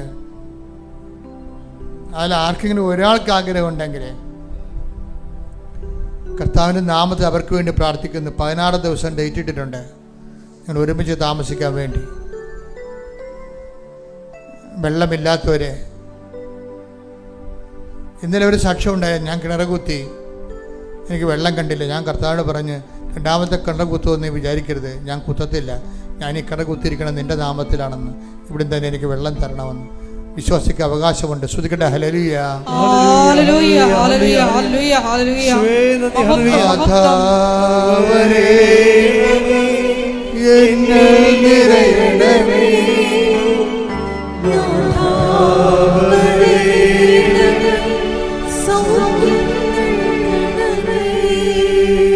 കർത്താവ് ജീവനോടെ മഹത്വപൂർണനായി ആരാധ്യനായി അനുഗ്രഹദാതാവായി നിൽക്കുന്ന സമയമാണ്. അമ്മ പരിശുദ്ധമ്മ ദേവമാത നമുക്കിട്ട് മാധ്യസ്ഥം വഹിക്കുന്നു. നിങ്ങൾ സന്തോഷമായിരിക്കണം. ഓൺലൈനിലുള്ളവരും ഇപ്പോൾ സന്തോഷത്തോടെ പ്രാർത്ഥിക്കണം. കാരണം നമ്മൾ ദൈവത്തിൻ്റെ, സാക്ഷാത് ദൈവത്തിൻ്റെ തിരുസന്നിധിയിൽ അവിടുത്തെ അമ്മയായ പരിശുദ്ധ കന്യാമറിയത്തിൻ്റെ നമുക്ക് വേണ്ടി മാധ്യസ്ഥത്തിലാണ് നമ്മൾ നിൽക്കുന്നതെന്ന് ഓർക്കണം. വിശ്വാസത്തിനെതിരെ സംസാരിക്കുന്നവരെ പുച്ഛത്തോടെ പുറന്തള്ളണം. നീ നിൻ്റെ വിശ്വാസമായി നീ മുന്നോട്ട് പോകും. നമ്മൾ നേടും, കൃപ ധരിക്കും, നമ്മൾ ജയിക്കും. ശ്രുതിക്കട്ടെ hallelujah hallelujah hallelujah hallelujah hallelujah. മഹത്വം മഹത്വം, ആരാധന ആരാധന. Hallelujah hallelujah hallelujah. വൈകല്യങ്ങൾക്ക് വേണ്ടി പ്രാർത്ഥിക്കുന്നവരുണ്ട്. കൊച്ചുമക്കളെ പള്ളിക്കൂടത്തിൽ വിട്ടിട്ട് അവർ സ്കൂളിൻ്റെ കാര്യങ്ങളും നോക്കാതെ എപ്പോഴും വീഡിയോ ഗെയിം കളിച്ചുകൊണ്ടിരിക്കുന്നവരുണ്ട്. വല്ലാത്ത രീതിയിൽ ഇങ്ങനെ ഇലക്ട്രോണിക്സുമായിട്ട് അഡിക്റ്റഡ് ആയിപ്പോയ കുഞ്ഞുങ്ങൾ അവിടെ വിടുതലിന് വേണ്ടി ശ്രുതിക്കട്ടെ ശ്രുതിക്കട്ടെ ശ്രുതിക്കട്ടെ. ഹല്ലേലൂയ മഹത്വം മഹത്വം. നമ്മൾ ജയിക്കും. ശ്രുതിക്കട്ടെ ഹല്ലേലൂയ മഹത്വം. യേശുവേ ആരാധന. എൻ്റെ മക്കളെ, ഏതെങ്കിലും വിഷയം അച്ഛൻ വിട്ടുപോയിട്ടുണ്ടെങ്കിൽ ഇപ്പം അച്ഛൻ്റെ കൂടെ നിങ്ങളെ ഓർത്ത് പ്രാർത്ഥിക്കേണ്ടതാണ്. ആ വിഷയത്തിനുമേൽ ദൈവിക തീരുമാനം ഉണ്ടാകാൻ പോകുന്നു.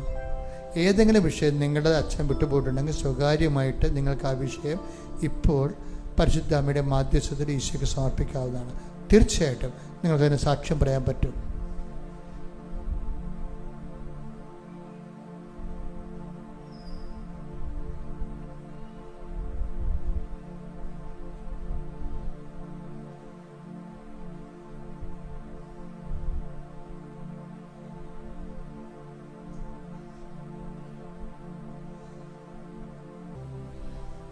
ബ്രെയിനിന് അസുഖമുള്ള കുറേ ആൾക്കാർ കർത്താവ് സുഖപ്പെടുന്നതായിട്ട് സന്ദേശമുണ്ട്.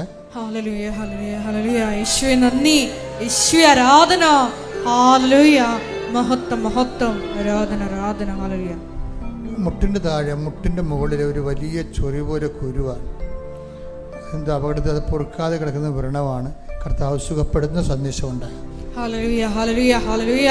യേശുവേ നന്ദി, യേശുവേ ആരാധന. ഹല്ലേലൂയ. വചനം വായിക്കാതെ കുറേ ദിവസമായിട്ട് ഇപ്പോൾ വചനം വായിക്കുന്നില്ല. നിങ്ങളിന്ന് ചിന്തിച്ചായിരുന്നു, ഞാൻ വായിച്ചിട്ട് കുറേ ദിവസം ആയല്ലോ എന്ന്. അത് ശരിയാണെന്ന് ഈശോ പറയുന്നു.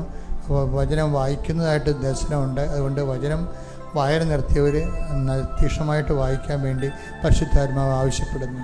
Hallelujah hallelujah hallelujah. യേശുവേ നന്ദി, യേശുവേ ആരാധന. ഹല്ലേലൂയ. സമാപനാശീർവാദം.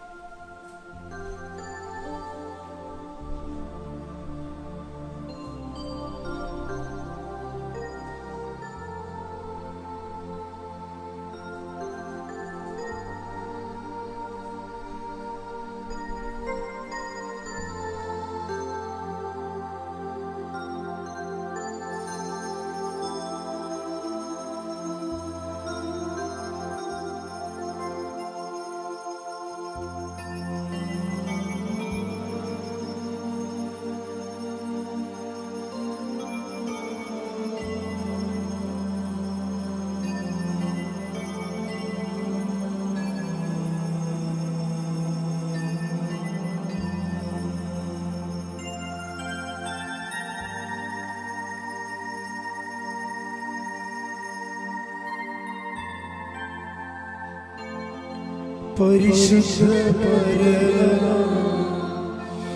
ദിവ്യകാരുണ്യമേ, എന്നുമെന്നും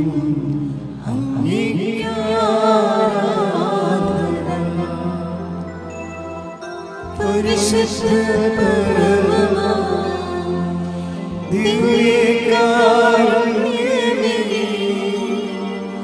ഇന്നുമെന്നും അങ്ങേക്കാരാധന. പരിശുദ്ധ പരമമാ ദിവ്യകാരുണ്യമേ,